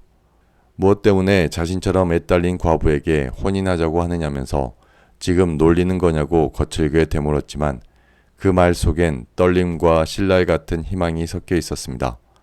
몽치는 예전 다치노미 집을 할 때부터 마음에 있었다면서 그냥 하는 말이 아니라고 힘주어 말했습니다. 모아는 한참을 말없이 눈물 짓다가 자신은 남자한테 모든 정이 떨어졌지만 이대로 살기가 너무 어려우니 정 그렇다면 기둥서방 노릇이나 해주라고 이야기합니다. 이제 진주로 가보겠습니다. 홍이가 만주로 떠난 뒤 보현은 통영에 그대로 남아있고 상희와 상근은 진주에서 학교를 다니고 있습니다. 상희는 진주 여고 학생이 되었고 상근은 진주 중학교를 다녔습니다. 둘 다 기숙사 생활을 했고 한 달에 한 번은 천일인의 집에서 함께 식사를 했습니다. 어릴 적부터 만주에서 성장한 상희에게 조선은 낯선 땅이었습니다. 그러나 조국이었고 눈만 뜨면 만나는 사람들은 모두 조선 사람들이었습니다. 모두 일본인들을 향해 외놈의 새끼, 쪽발이라고 말했고 그 적개심을 간접적으로 느낄 수 있었습니다. 아버지 홍이가 만주로 돌아간 것도 단순히 사업상의 행차가 아님을 상희는 깨달았습니다. 이런 과정들 속에 외삼촌의 서재에서 봤던 수많은 책들이 상희의 마음에 불을 지폈고 그의 마음은 점점 항일 의지로 채워졌습니다. 상이가 다니는 여고에서는 하루 종일 교련과 간호수업 등 전쟁 시 필요한 일들을 교육했고, 상근이 다니는 중학교에서는 하루 종일 군사훈련을 했습니다. 학교는 정상적인 수업이 진행되지 않았고 하루 종일 전쟁 연습이 진행되었습니다. 그러던 중 진주중학교 봉안전에 누군가 똥을 싼 사건이 일어났습니다. 봉안전은 일본 천황의 초상을 넣어둔 구조물로 일본 왕실의 상징물입니다. 이런 봉안전은 당시 각 학교 앞에 세워졌고 학생들은 그 앞을 지날 때마다 경례를 해야 했습니다. 상인은 혹시 봉안전 오물 사건에 동생 상근이 관련되어 있지는 않을까 생각했지만 상근은 아무 말도 없었습니다. 한편 두만은 월화라는 기생을 소실로 두었고 서울대는 그 사실을 기가 막혀 합니다. 그것을 따지는 서울대에게 두만이는 남자가 나이 먹고 돈 있으면 소실을 들 수도 있는 게지 뭘 그리 소란이냐고 따졌고, 서울대는 그 돈이 어디 너 혼자 모은 돈이냐며 내가 없었으면 과연 네 혼자 그 재산을 모을 수 있었겠느냐고 달라들었습니다. 두만은 너 때문에 본처 기성예미를 호적에서 파버리고 어머니하고도 인연을 끊게 되었다면서 이 모든 게 너 때문이라고 화를 냅니다. 두만이와 서울대의 골은 깊어질 대로 깊어졌습니다. 다음날 서울대는 월화를 찾아갔지만 월화 또한 만만치 않았습니다. 자신은 소실이기 때문에 어머니와 본처에게 잘하면 되는 것이라며 호적상 정실 부인으로 등재되어 있는 서울대를 본처로 대우해주지 않았습니다. 월화는 두만이의 어머니 두만네와 본처 기성예미가 있는 독골에 옷감을 들고 찾아갔고 예의 바르게 인사를 차렸습니다. 어머니로서 그리고 본처로서 소실에게 대우받은 두만네와 기성어미는 월화를 통해 두만이가 우리와 연을 다시 맺으려고 하는 것이 아닐까 하며 월화에게 점점 마음을 열었습니다. 이제 마지막으로 지리산 도서람을 살펴보고 마무리하겠습니다. 임명빈이 도서람에 온 지도 이제 1년이 되어갑니다. 그 사이 명빈은 해도사 소지감과 함께 생활하며 그들에게 동화되었고 몸도 마음도 많이 건강해졌습니다. 여러 도시 청년들이 징병과 징용을 피해 지리산으로 들어오고 있었습니다. 통영의 휘와 영선이도 아버지 강세의 산막으로 피해왔습니다. 휘는 몽치에게도 산으로 들어오라고 했지만 모아와 혼이 난 몽치는 통영에서 버틴 데까지 버텨보겠다고 거절했습니다. 해도사는 지리산으로 몰려드는 청년들을 위해 이곳저곳 자리를 다듬고 있었습니다. 수용할 만한 자리가 있느냐는 임명빈의 물음에 해도사는 지리산이 어떤 곳인데 하면서 자리는 어떻게 경영하는가에 따라 얼마든지 만들 수 있다고 이야기합니다. 토지 18권에서는 피신을 위해 해도사를 찾아온 이보모라는 청년이 새롭게 등장했습니다. 이보모는 이범준의 사촌 동생입니다. 이범준이 소지감의 외사촌 동생이므로 이보모와 소지감은 사돈관계입니다. 정석과 일진 스님이 만주에서 이범준과 함께 움직이고 있고 홍의가 그들을 지원하고 있는 상황에서 이보모는 그들의 국내 연락책으로 활동하고 있었습니다. 해도사는 이런 재반 사정을 알고 있었기에 이보모가 산에 나타난 것이 단순히 피신 목적이 아닐 것이라고 진작부터 의심했습니다. 이보모는 이제 우리가 가야 할 길은 사회주의 뿐이라면서 지금은 앞날을 대비할 때라고 이야기했습니다. 지리산은 유능한 젊은 사람들이 피신해 오는 곳으로 변하고 있는데 피신이라는 소극적 혹은 소모적인 행위를 적극적인 힘으로 응집해 볼 수 없는지 우리는 고민해야 한다고 말했습니다. 그것은 지리산에서 적극적인 항쟁을 준비하자는 취지로 들렸습니다. 해도사는 이보모에게 서양의 사회주의는 틀렸다고 단도직입적으로 말하면서 그를 경계하기 시작합니다. 그렇게 토지 18권의 이야기가 마무리되었습니다. 토지 19권의 줄거리입니다. 자신의 엄마 양을래를 따라 부산에 남았던 남이는 거짓골을 하고 평사리 성환할매에게 돌아왔습니다.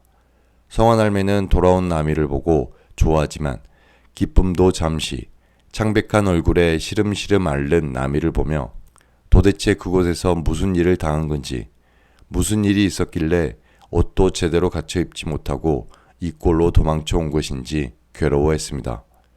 성환할매는 혹여 을래와 함께 사는 일본인 남자와 관련이 있는 것인지 물었지만 남이는 엄마와 일본인 남자는 모두 자신에게 친절하게 대해줬다고 말할 뿐이었습니다. 남이의 소식을 듣고 연학은 평사리 성환할매를 찾아왔습니다.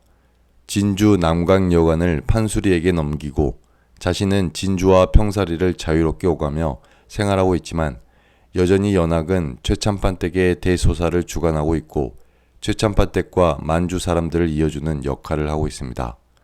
그런 역할의 연장선에서 서기의 아들 귀남을 진주로 데려와 학교를 보냈고 딸 남이가 돌아왔다는 소식을 듣고 역시 자신이 뒷바라지할 요량으로 한걸음에 달려온 것입니다.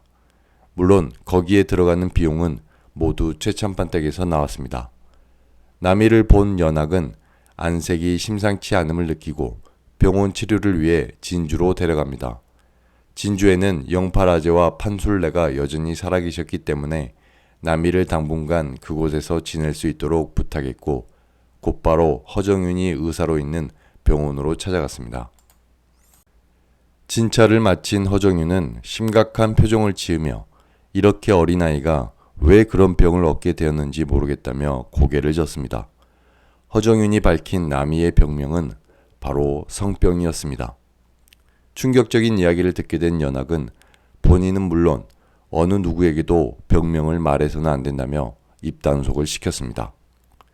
연학은 남이에게 신장이 안 좋은 것 같다면서 둘러댔고 걱정하는 성환할매를 위해 평사리를 다시 찾아왔습니다.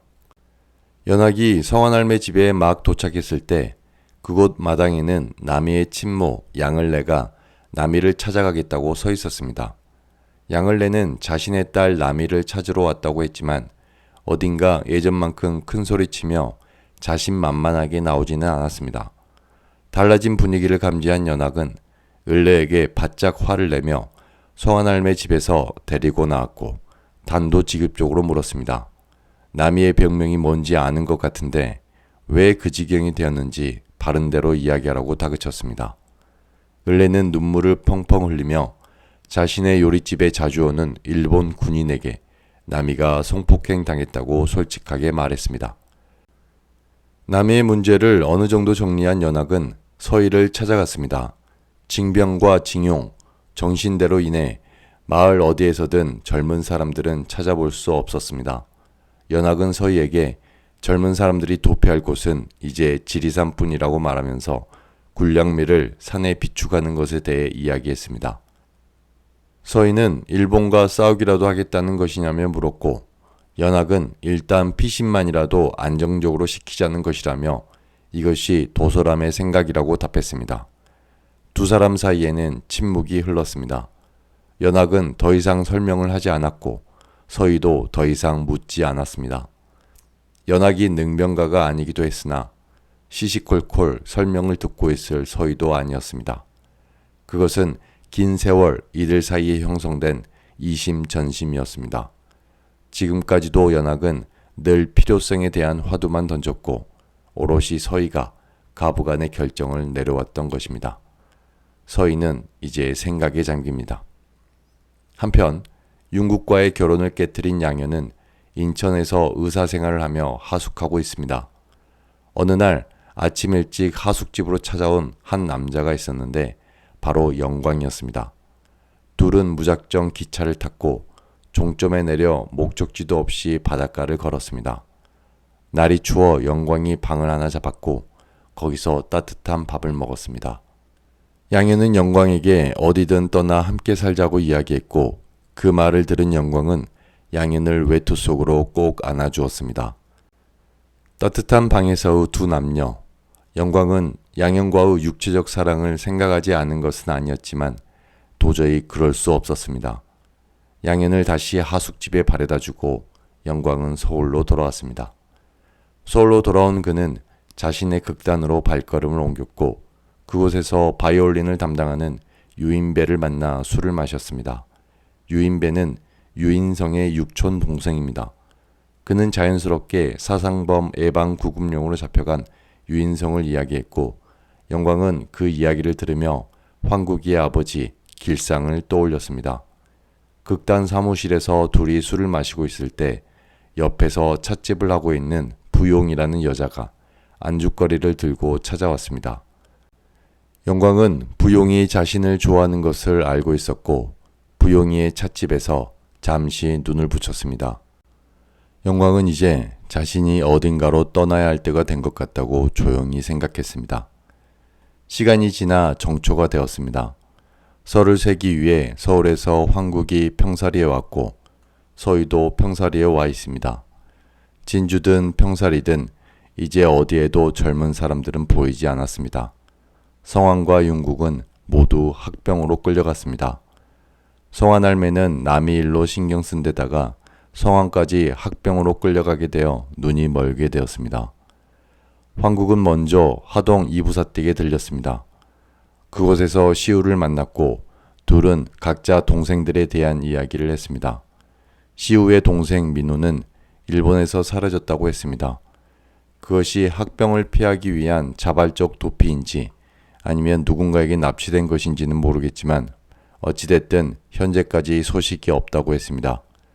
황국도 윤국이 학병을 피해 지리산으로 피신할 수 있었지만 학병을 선택했다고 말했습니다.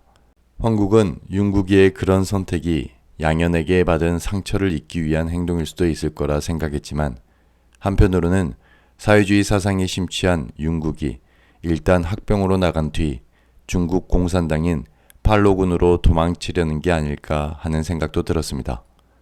깊은 밤, 황국은 최참반댁 앞에서 한 여자가 통곡하는 소리를 들었습니다. 혹시 양현이 찾아왔나 싶어 얼른 나가봤지만 울음소리의 정체는 여비네였습니다. 여비네는 예전 우서방 살인사건의 목격자로서 당시 재판정에서 있는 그대로 말했다는 이유로 우관에게 계속 시달림을 당했던 사람입니다. 그녀는 시달림을 견디다 못해 아이들을 데리고 마을을 떠났지만 먹고 살기 힘들어 다시 마을로 돌아왔다면서 돌아와 보니 여전히 우관애가 마을을 점령하고 있어서 앞으로 살 길이 막막하다며 통곡했던 것입니다. 자초지종을 들은 황국은 여비네가 살 수 있게 도와주라고 지시합니다. 그리고 우관애의 개동이가 더 이상 설치고 돌아다니지 못하게 방법을 찾아야겠다고 생각했습니다. 그것은 일종의 사회적 책무 같은 것이기도 했습니다. 아버지 길상이 감옥에 있고 어머니 서희가 여러 우환으로 그늘이 져 있는 지금 황국은 최참판댁의 당주로서 자신의 역할을 해야겠다고 마음먹었습니다. 황국이 이런 마음을 먹는 데에는 변화된 상황도 한몫했습니다. 우관애의 개동이가 면서기가 될 수 있었던 것은 그의 동생이 지원병으로 전쟁에 나갔기 때문입니다. 개동이의 어미 일동네는 입버릇처럼 자신들은 나라의 아들을 바친 집이라면서 유세를 떨었고 마을 사람들은 그 유세에 밀려 우관애 식구들의 행패를 지금까지 견디며 살아왔던 것입니다. 그러나 이제 상황이 변했습니다. 평사리 모든 집의 아들들이 시간적 선후만 다를 뿐 모두 징용되거나 징병되었고 최근에는 대학생들까지 학병으로 끌려가게 되었습니다. 나라의 아들을 바쳤다는 유세는 더 이상 통용될 수 없었습니다. 그리고 사상범으로 구금된 길상으로 인해 최참반댁의 권세가 약해진 것은 사실이나 그 대신 둘째 아들 윤국이 학병에 스스로 지원했다는 사실은 최참반댁을 다시 권세가의 지위로 올려놨습니다. 황국은 군수를 찾아가 그간 우관애의 개동이가 면석이 완장을 차고 행했던 온갖 악행, 그러니까 징용을 핑계로 공갈 협박을 일삼거나 뇌물을 받는 일 등을 군수에게 이야기했고 군수는 면장을 시켜 개동이를 파면시켰습니다. 마을 사람들은 온갖 악행을 저지르며 마을에서 징집을 주도했던 개동이의 파면에 속이 시원해졌고 여전히 건재한 최참판댁의 위치를 이 사건으로 상기할 수 있었습니다. 참고로 우관애가 마을에서 나쁜 짓만 한 것은 아닙니다. 결과적으로 봤을 때 우관애로 인해 한복이의 딸 인호와 야문애의 아들 야무가 혼인하게 되기도 했으니까요. 사연은 이렇습니다. 우관애의 장남 일동이 한복이의 딸 인호를 마음에 들어했고 일동네는 한복이의 집에 계속 찾아가 일동과 인호를 혼인시키자고 강압했습니다. 물론 이 혼사의 저변에는 인호를 통해 한복이의 재산을 조금씩 차지하자는 일동네의 속셈도 있었습니다. 인호는 저런 집안과 결혼할 바에는 차라리 몸져 누워있는 야무에게 시집가겠다고 말했고 한복이는 이노의 선택을 존중해 야무네의 장남 야무와 급하게 혼인시켰습니다. 아무리 악명 높은 우가네이지만 이미 혼사를 치른 이노를 어떻게 할 수는 없었습니다. 이노가 들어온 뒤부터 야무네의 집에는 온기가 돌았고 야무도 점점 얼굴색을 되찾았습니다. 야무네는 자신은 어쩌면 마을에서 유일하게 우가네 식구들에게 고마워해야 하는 사람이라고 혼자 웃으면서 생각했습니다. 이제 오가타와 조차나 그리고 배설자와 길여옥 등의 이야기를 하고 줄거리를 마무리하겠습니다. 만주 신경에서 지내는 오가타는 가끔 동경을 찾아갑니다. 그곳에 조차나와 그의 아들 쇼지가 있기 때문입니다. 앞에서 이미 살펴본 바와 같이 쇼지는 사실 오가타의 아들입니다. 오가타와 유인실 사이에서 태어난 아이를 유인실이 버렸고 조차나가 그 아이를 데려와 지금까지 키운 것입니다. 쇼지는 14살이 되었고 그가 자신의 아들임을 안 오가타는 정기적으로 동경을 방문해 쇼지를 보았습니다. 그때마다 차나는 적당한 핑계를 대며 쇼지와 오가타가 단둘이 시간을 보낼 수 있도록 배려했습니다. 차나의 아내 노리코도 쇼지가 오가타의 아들임을 알게 되었고 그 이후부터는 오가타가 자신의 집을 방문하는 것을 늘 경계했습니다. 오가타와 차나는 쇼지와 함께 남자 셋이서 만주로 여행 가기로 계획을 세웠습니다. 이들은 노리코의 반대에도 불구하고 만주 신경으로 떠났습니다. 신경에 도착한 뒤 차나는 오가타와 쇼지 둘만의 추억을 배려라도 하듯 자신은 다른 곳을 둘러보고 하얼빈으로 갈 테니 그곳에서 다시 만나자며 떠나버립니다. 두 부자 오가타와 쇼지는 둘만의 여행을 비로소 시작합니다. 한편 배설자는 곤도라는 이름의 경찰과 미래를 나누고 있습니다. 곤도는 예전 배설자의 아버지가 만주에서 일본에 밀정을 할 때 함께했던 동료였습니다. 그러니 배설자와는 20년 이상 나이 차이가 나지만 지금 배설자의 정부가 되어 미래를 나누고 있습니다. 곤도와 배설자는 서로의 존재를 귀찮아하면서도 당장 만나는 사람이 없어서 아쉬울 때 서로의 욕구를 채워주는 상대였습니다. 곤도와 배설자는 이날도 미래를 나눴고 헤어진 배설자는 혼자 집으로 가는 도중 한 남자의 습격을 받아 살해당했습니다. 그 남자는 배설자를 죽이기 위해 만주에서 여기까지 찾아왔고 몇 해 전부터 기회를 계속 엿봤다고 했습니다. 이런 내용들로 볼 때 단순한 치정관계가 아니라 만주 독립군이 보낸 인물로 추정되지만 경찰인 곤도는 치정관계로 살해당한 거라고 단정하고 사건을 마무리했습니다. 여옥은 이제 몸이 완전히 회복되었습니다. 여수에 있는 최상길은 아내 금홍과 헤어진 뒤 여옥에게 남은 여생을 함께 살자며 청혼했습니다. 여옥도 자신을 구해주고 지금까지 보살펴준 최상길이 남자로서 좋았지만 그냥 지금처럼 서로 위해주며 사는 게 서로를 위해 더 좋을 것 같다고 말합니다. 우리가 젊어서 아이를 가질 수 있는 것도 아니니 그저 내가 죽으면 최 선생이 묻어주시고 당신이 먼저 가면 나도 그러겠노라고 말했습니다. 이렇게 토지 19권의 이야기가 마무리되었습니다. 토지 20권의 줄거리입니다. 오랜만에 이상형과 정석, 홍의가 있는 만주의 이야기부터 시작하겠습니다. 상현은 서기, 홍의, 두매와 함께 하얼빈에 있었습니다. 상현이 그곳에서 정착할 수 있었던 것은 송장원과 홍의의 배려가 있었기 때문이지만 실질적으로 거처를 제공해준 사람은 윤광호, 심수행 부부였습니다. 상현의 부친 이동진은 심수행의 부친 심운해하고 막역한 사이였습니다.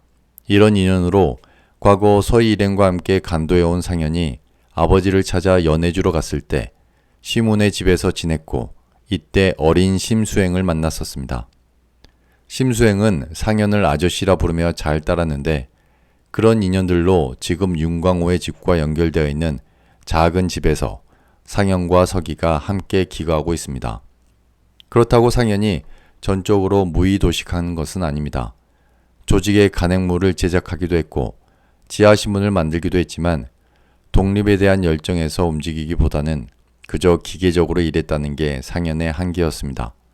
그것은 독립운동 전반에 깔린 사회주의 성향에 대한 상현의 거부감 때문이었습니다. 상현은 늘 술과 함께했고 서기, 홍유아는 그저 그렇게 잘 지냈지만 중국 군관학교 출신이자 철저한 공산주의 사상을 가진 두매하고는 많은 부분에서 부딪혔습니다. 두매는 상현을 고학을 읊조리다가 동경으로 건너가 일본 탄미주의, 서구의 낭만주의를 핥다가 돌아온 사내, 즉 한마디로 반동분자로 규정했고, 상현은 상현대로 너희들이 주장하는 계급투쟁이란 것이 새로운 권력 지향이며 상승 본능 아니겠냐며 공산주의자인 두매를 속으로 혐오했습니다. 그러나 둘은 결코 드러내놓고 서로를 비판하지는 않았습니다. 여느 때처럼 술에 취해 거리에서 자고 있는 상현을 서기가 업고 돌아왔습니다. 마침 그날 두매가 서기를 보기 위해 집으로 찾아왔고 그들은 일본과 서로 불가침 조약, 즉 소일 중립조약을 맺은 소련이 과연 일본을 상대로 전쟁에 참가할 수 있을 것인가를 두고 논쟁을 이어갔습니다. 그러던 중 상현은 대뜸 여자를 구하라고 서기에게 말했습니다. 해방되면 여자를 데리고 조선에 들어가면 되지 않겠느냐고 했고, 상현의 말을 잠자코 듣고 있던 서기는 기생몸에 아이 하나 만든 것이 그렇게도 수치스러워서 이 먼 곳까지 도망쳐 온 것이냐며 평소답지 않게 말대거리를 했습니다. 상현은 갑작스런 서기의 대거리에 당황하면서 네가 뭘 안다고 말을 함부로 하느냐고 말했지만 서기는 내가 편쟁이 기화가 집을 나갈 때마다 데려왔던 사람이라고 얘기합니다. 서기는 오늘따라 자신이 왜 상현에게 이러는지 알 수 없었습니다. 상현은 벽을 보고 누워 눈을 감았습니다. 늦은 밤 홍희가 찾아왔습니다. 상현과 서기의 분위기가 심상치 않음을 두매에게 들은 홍희는 둘을 방에 두고 두매와 함께 여관으로 자리를 옮겼습니다.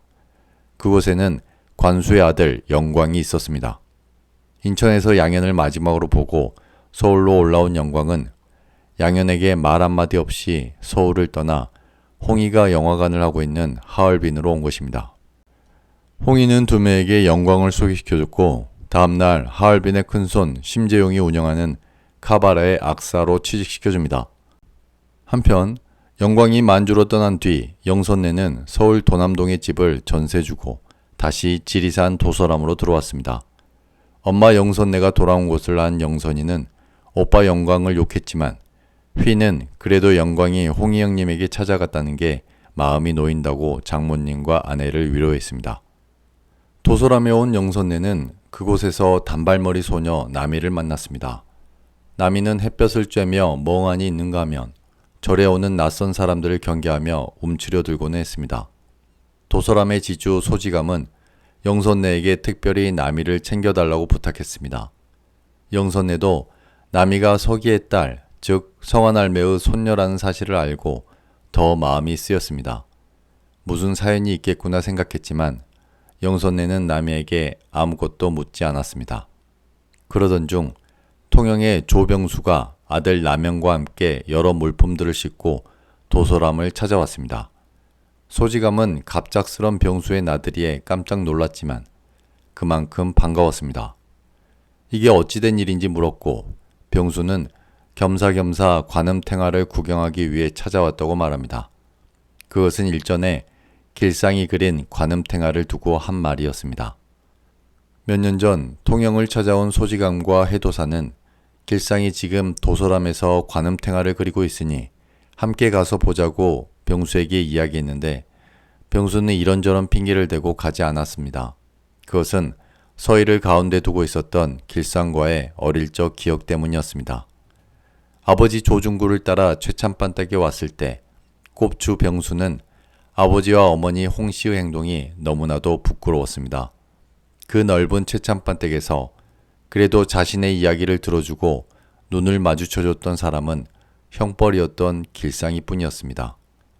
모든 최참반댁 하인들이 모두 조씨 가족들을 경계할 때 길상은 병수에게 도련님이라 부르며 이것저것 알려주었습니다. 하지만 그렇게 친절하게 대해줬던 길상도 자신을 경계하며 나무란 적이 딱 한 번 있었는데 바로 자신이 서희를 넋놓고 바라봤을 때입니다. 이때 길상은 병수에게 오르지 못할 나무는 쳐다보지도 말라고 처음으로 단호하게 말했습니다. 병수는 관음탱화를 바라보며 선 자리에서 주저앉았습니다. 그것은 아름답고 유연한 관음보살이었습니다. 그림 속에서 서희의 모습이 나오는 것 같기도 했고 길상의 외로움이 묻어나는 것도 같았습니다. 사람의 가장 아름다운 영혼이 병수의 손을 굳게 잡는 것 같았습니다. 그것은 길상의 손이었고 관음탱화는 길상의 영혼이었습니다. 병수의 얼굴에 미소가 떠올랐습니다. 그리고 조용히 읊조렸습니다. 길상형 고맙소. 병수는 다음날 아들 남영과 통영으로 돌아갔습니다. 곧 있으면 마을로 내려간 해도사와 강세가 온다면서 지감은 병수를 잡았지만 병수는 한번 길을 튼 이상 자주 올 것이라고 말하며 여유있게 내려갔습니다. 소지감의 말처럼 해도사와 강세는 다음날 지리산으로 돌아왔습니다. 두 사람은 명목상 구례의 윤필구를 병문안하고 온 것이지만 사실 옛 동학 세력들을 둘러보고 의견을 듣고 오는 길이었습니다. 그것은 해산했던 동학 조직을 당분간 되살리자는 것이었습니다. 징용과 학병을 피해 청년들이 산으로 피신해오는 지금 지리산으로 식량이 들어올 수 있도록 여러 통로를 확보하자는 것이고 이를 위해 지난날의 동학 조직원들을 활용하자는 것이었습니다. 일이 이렇게 되는 데는 서희의 출자가 한몫했습니다. 전편에서 연학은 서희에게 지리산에 군량미를 올릴 계획이라고 운을 뗐는데 서희가 이를 받아들여 출자했던 것입니다. 한편 이 무렵 통영에 남아있던 몽치는 경찰에서 신문을 받고 있었습니다. 이유는 징용 갔다 도망쳐온 사람을 숨겨줬다는 것이었습니다. 누군가가 경찰에 투서를 보내 시작된 사건이었지만 몽치는 시종일관 그것을 부인했습니다. 몇 날 며칠 맞기도 하고 고문도 당했지만 몽치는 특유 배짱과 맷집으로 끝까지 모르쇠로 일관했습니다. 통영의 용호, 조병수의 아들 조남현, 선주의 아들 여동철, 허보연의 동생 허사마 등이 발벗고 나섰고 용호의 아버지 한복이도 지리산 해도사와 소지감에게 몽치가 잡힌 사실을 이야기했습니다. 여러 사람들의 노력 끝에 몽치는 결국 경찰서에서 풀려났습니다. 그런데 사실 몽치의 혐의는 사실이었습니다. 통영에서 선주를 도와 선원들을 관리했던 몽치는 어느 날 길을 가던 중 한 청년을 만났습니다. 젊은 양반이 이렇게 돌아다니면 징용당하기 딱 좋다는 말에 그 사내는 모든 것을 포기한 듯한 눈빛으로 자신은 이미 징용을 갔었고 그곳에서 탈출했다고 모든 것을 말했습니다. 그는 고향이 산청인데 결혼한 지 한 달 만에 일본 북해도로 끌려갔고 그곳에서 하루가 멀다 하고 사람이 죽어나가는 것을 보고 도망쳤다고 했습니다. 그 청년의 이름은 홍석기입니다. 몽치는 홍석기를 자신이 관리하는 배의 선원으로 태웠습니다. 그러니 누군가가 경찰에 투서한 내용은 사실이었습니다. 여하튼 몽치의 배짱과 맷집 그리고 몽치를 도와줬던 통영 사람들 덕분에 그는 며칠 만에 경찰서에서 나올 수 있었고 한복이와 용호, 수기에게 인사를 한 뒤 모아가 있는 자신의 집으로 돌아갔습니다. 한편 한복은 형 김두수가 만주의 재산을 모두 정리하고 서울에 들어온 것을 알고 있었지만 아직 한 번도 찾아가 보지 못했습니다. 일본의 패색이 점점 짙어지는 상황에서 만일 이대로 일본이 전쟁에서 지고 우리나라가 독립을 하게 된다면 형 김두수는 어떻게 될까 생각해 봤습니다. 어찌되었든 한 핏줄이고 형님이니 누구에게 비난받더라도 자신이 옆을 지켜줘야겠다고 생각했습니다. 그런 생각으로 찾아간 서울 김두수의 집. 김두수는 자신이 서울에 온 지가 언젠데 이제야 자신을 찾아오는 것이냐며 한복이에게 역정을 냈고 자신은 아직도 누구 하나쯤 흔적도 없이 잡아가둘 수 있는 능력이 있다면서 허세를 부렸습니다. 한복은 그런 형님이 불쌍하다는 생각을 했습니다. 만인이 형을 비방한다고 해도 핏줄은 그럴 수 없는 일이라며 어찌 제가 형님을 저버리겠냐고 말했고 김두수는 저버리겠냐는 그 말이 심히 거슬렸습니다. 세상이 갑자기 바뀌기라도 한 것이냐며 일본이 패망하기라도 했단 말이냐며 역성을 내기 시작했습니다. 김두수의 얼굴에는 당황해하는 빛, 불안해하는 빛이 역력하게 보였습니다. 이제 서희와 양현의 이야기를 하겠습니다. 서울 해화동에 잠시 머문 서희는 인천에 홀로 있는 양현을 데려와야겠다고 마음먹었습니다. 덕희는 갑자기 왜 그러는지 물었지만 서희는 애미가 딸을 데려오는데 특별한 이유가 필요한 거냐고 오히려 반문했습니다. 서희는 양현과 덕희의 불편한 관계를 이미 알고 있었습니다. 눈치는 챘지만 양현이 윤국과 혼인하게 되면 자연스럽게 동서지간으로 서열이 정리될 거라 생각해서 그냥 두고 봤었는데 이제 상황이 바뀌었기에 다시 한번 상황 정리가 필요하다고 생각했습니다. 인천으로 찾아간 서희. 양현은 서희의 무릎에 쓰러져 펑펑 울었습니다. 두 모녀는 서로 안고 쓰다듬으며 지난 일을 이야기했습니다. 양현은 고집 피우지 않고 서희를 따라 나섰습니다. 이 무렵 양현은 갑자기 사라진 영광으로 인해 깊은 상처를 받고 있었습니다. 영광은 홍이가 있는 만주로 떠났고 서울 도남동의 집은 세입자만 살고 있었습니다. 영광이 자신을 버리고 멀리 떠난 것을 알게 된 양현은 영광이 준 목도리를 바다에 던져버렸고 하루하루 눈물을 삼키며 영광을 마음속에서 지우고 있었습니다. 그때 서희가 자신을 찾아온 것입니다. 이후 양현은 서희와 함께 평사리 최참반댁에서 지냅니다. 이 무렵부터 서희도 진주에서 나와 선영들이 있는 평사리에서 지냈습니다. 이제 진주 이야기를 하겠습니다. 진주에서 학교를 다니고 있는 홍이의 딸 상희와 아들 상근은 여전히 학교 생활을 잘 하고 있습니다. 둘 다 기숙사 생활을 하면서 한 달에 한 번 정도는 천일내 집에서 밥을 먹었습니다. 이제 상희는 여고를 졸업하게 되었고 상근은 무탈하게 중학교를 다니고 있습니다. 당시 분위기는 졸업한 여학생들을 정신대로 끌고 가는 분위기였기에 졸업반이던 상희의 친구들은 졸업하자마자 결혼하기 위해 맞선을 보는 친구들도 많았습니다. 홍이는 상희에게 졸업 이후 곧바로 만주로 넘어오라는 연통을 보냈습니다. 한편 진주의 영팔노인이 죽었습니다. 영팔노인은 토지 1권부터 지금까지 나왔던 인물로서 토지 1세대의 마지막 인물입니다.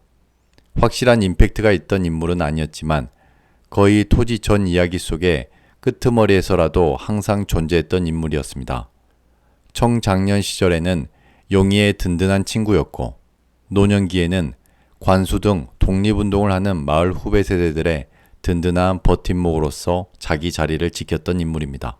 자신과 함께 한 세대를 살았던 친구들이 먼저 떠난 뒤 가는 걸음이라 사람들은 호상이라고 했지만 아내 판술래는 어느 죽음이든 어디로 떠나는지 모르며 헤어진다는 것 자체가 한이라고 말했습니다.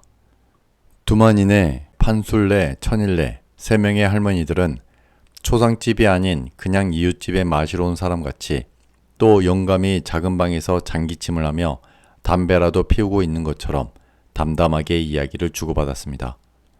연학은 도서람에서 난이를 데리고 나와 비어있는 진주 최참반댁에 있게 했습니다. 아버지 서기가 돌아올 때까지 자신을 아버지라고 생각하라고 말했습니다. 남이는 간호사가 되고 싶다고 말했고 연학은 뭐라도 되고 싶다고 말한 남이에게 고마움을 느꼈습니다. 언젠가 양현이 의사로 있는 병원에 남이가 간호사로 있으면 좋겠다는 생각을 했습니다.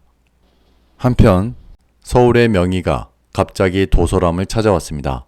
오빠 명빈은 소식도 없이 무슨 일이냐며 물었지만 명희는 명빈과 함께 도서람의 주지 소지감을 찾아갔고 그곳에서 거금 5,000원을 내놓았습니다. 이 돈을 지리산으로 피신해온 청년들을 위해 사용해달라는 말을 덧붙였습니다. 다음날 명희는 도서람을 떠났고 소지감은 해도사와 함께 산에 있는 사람들을 불러 모아 회의를 소집했습니다. 그동안 산에는 여러 사람들이 들어와 있었습니다. 전편에서 등장한 청년 이보모도 자신을 따르는 청년들과 함께 들어왔고 몽치도 홍석기와 가족들을 데리고 들어와 있었습니다. 이들은 명희가 내준 5,000원을 어떻게 활용할 것인가를 놓고 회의를 시작했습니다. 사람들은 회의 첫 머리에서부터 이보모를 의식하고 있었습니다. 이보모가 저돌적이며 과격한 사회주의자라는 것을 그 자리에 있는 사람들은 모두 알고 있었기 때문입니다. 이보모 한 사람의 문제라면 그냥 무시하면 그만이지만 문제는 산속 청년들에게 그의 영향력이 제법 크다는 것과 상당한 지지 세력이 이미 형성되어 있다는 점이었습니다. 소지감과 해도사, 장연학은 이범호의 의견을 그냥 무시할 수도, 그렇다고 의견에 동의할 수도 없었습니다. 이들의 예상처럼 이범호는 명의가 낸 5,000원으로 산속 청년들에게 무기를 지급해야 한다고 주장했습니다. 무장을 하여 지리산에서 유격전을 펼치자는 것이었습니다.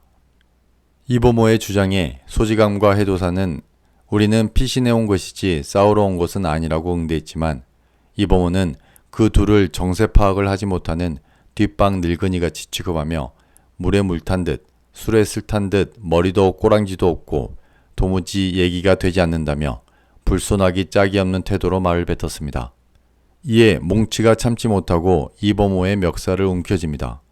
너 같은 유식쟁이가 뭐타로 산속에 들어왔느냐며 대장이 하고 싶으면 딴 곳에서 알아보라며 흔들었지만 이범호는 이에 위축되지 않았습니다.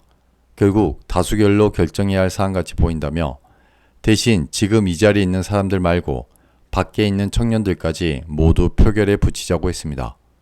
이 과정에서 소지감, 해도사, 이범호의 논쟁과 토론이 이어졌지만 유격대를 만들고 해방된 조국의 사회주의 건설에 대비해야 한다는 이범호의 주장은 꺾이지 않았습니다. 그때 산 밑에서 귀남이가 큰일 났다며 올라왔습니다. 귀남이는 우간의 개동이가 산에 염탐하러 왔었고 그것을 알고 지금 산막 사람들이 개동이를 잡아다가 몽둥이로 패고 있다고 말했습니다. 해도사는 몽치와 휘를 데리고 서둘러 내려갔습니다. 귀남이의 말대로 개동이는 나무에 묶여 사람들에게 몽둥이 세례를 받고 있었습니다. 해도사는 일단 폭행을 멈추게 한 뒤 가두라고 지시했으나 다음날 개동이가 죽었다는 연통을 받았습니다. 연학은 개동이가 경찰에 끈앞풀이 되어 염탐을 하러 온 것은 아닐 거라면서 자신이 스스로 염탐을 하고 산속으로 피신한 사람들이 있는 곳을 알아낸 뒤 경찰에 밀고하면서 다시 예전의 지위를 찾으려고 했던 것이라고 생각했습니다. 다음날 아침 동향 파악을 위해 연학은 평사리로 내려갔고 마을 사람들로부터 개동이 며칠째 안 보인다는 것과 그의 어미 일동네가 개동이를 찾아다녔지만 결국 찾을 수 없었다는 것을 알게 되었습니다. 연학은 개동이의 죽음을 마을 사람들이 모르고 있다는 것에 안심했고 잠시 내려와 있는 황국이를 찾아가 산속에서 일어난 일을 모두 말했습니다. 황국은 신문에서 미국이 히로시마에 폭탄을 투하했다는 얘기와 소련이 결국 전쟁에 참전했다는 기사를 보게 되었습니다. 소련이 참전했다는 소식에 서인은 길상이 갇혀있는 서울에 혹여 폭격이나 가하지 않을까 걱정했고 어서 서울로 올라가야겠다고 마음먹습니다. 양현도 길상을 걱정하며 강가를 거닐었습니다. 시국이 어수선했고 언제 무슨 일이 터져도 이상하지 않는 분위기였습니다. 그때 자신의 옆을 지나간 한 스님으로부터 일본이 항복했다는 이야기를 듣게 됩니다. 양현은 그게 무슨 소리냐며 다시 한번 물었고 스님은 지금 라디오에서 천황이 방송한 것을 들었다면서 재차 확인해 줬습니다. 양현은 발길을 돌려 집을 향해 달렸습니다. 참으로 긴 시간이었습니다. 양현은 서희를 부르며 달려갔고 서희에게 일본이 항복했다고 말했습니다. 정원에 서 있던 서희는 해당화 가지를 휘어잡으며 땅바닥에 그대로 주저앉았습니다. 그 순간 서희는 자신을 휘감은 쇠사슬이 요란한 소리를 내며 땅에 떨어지는 것을 느꼈습니다. 모녀는 부둥켜 안았고 나루토에는 읍내에 갔다 돌아온 연학이 모자와 두루마기를 벗어던진 채 둑길에서 만세를 부르고 춤을 추고 있었습니다. 춤을 추고 두 팔을 번쩍 쳐들며 눈물을 흘리다가 다시 소리내어 웃었습니다. 이렇게 토지 20권의 이야기가 마무리되었습니다. 이것으로 토지 오브의 줄거리 통합 영상을 마무리하겠습니다. 여기까지 유익하셨다면 구독, 좋아요, 알림 설정 부탁드립니다. 감사합니다.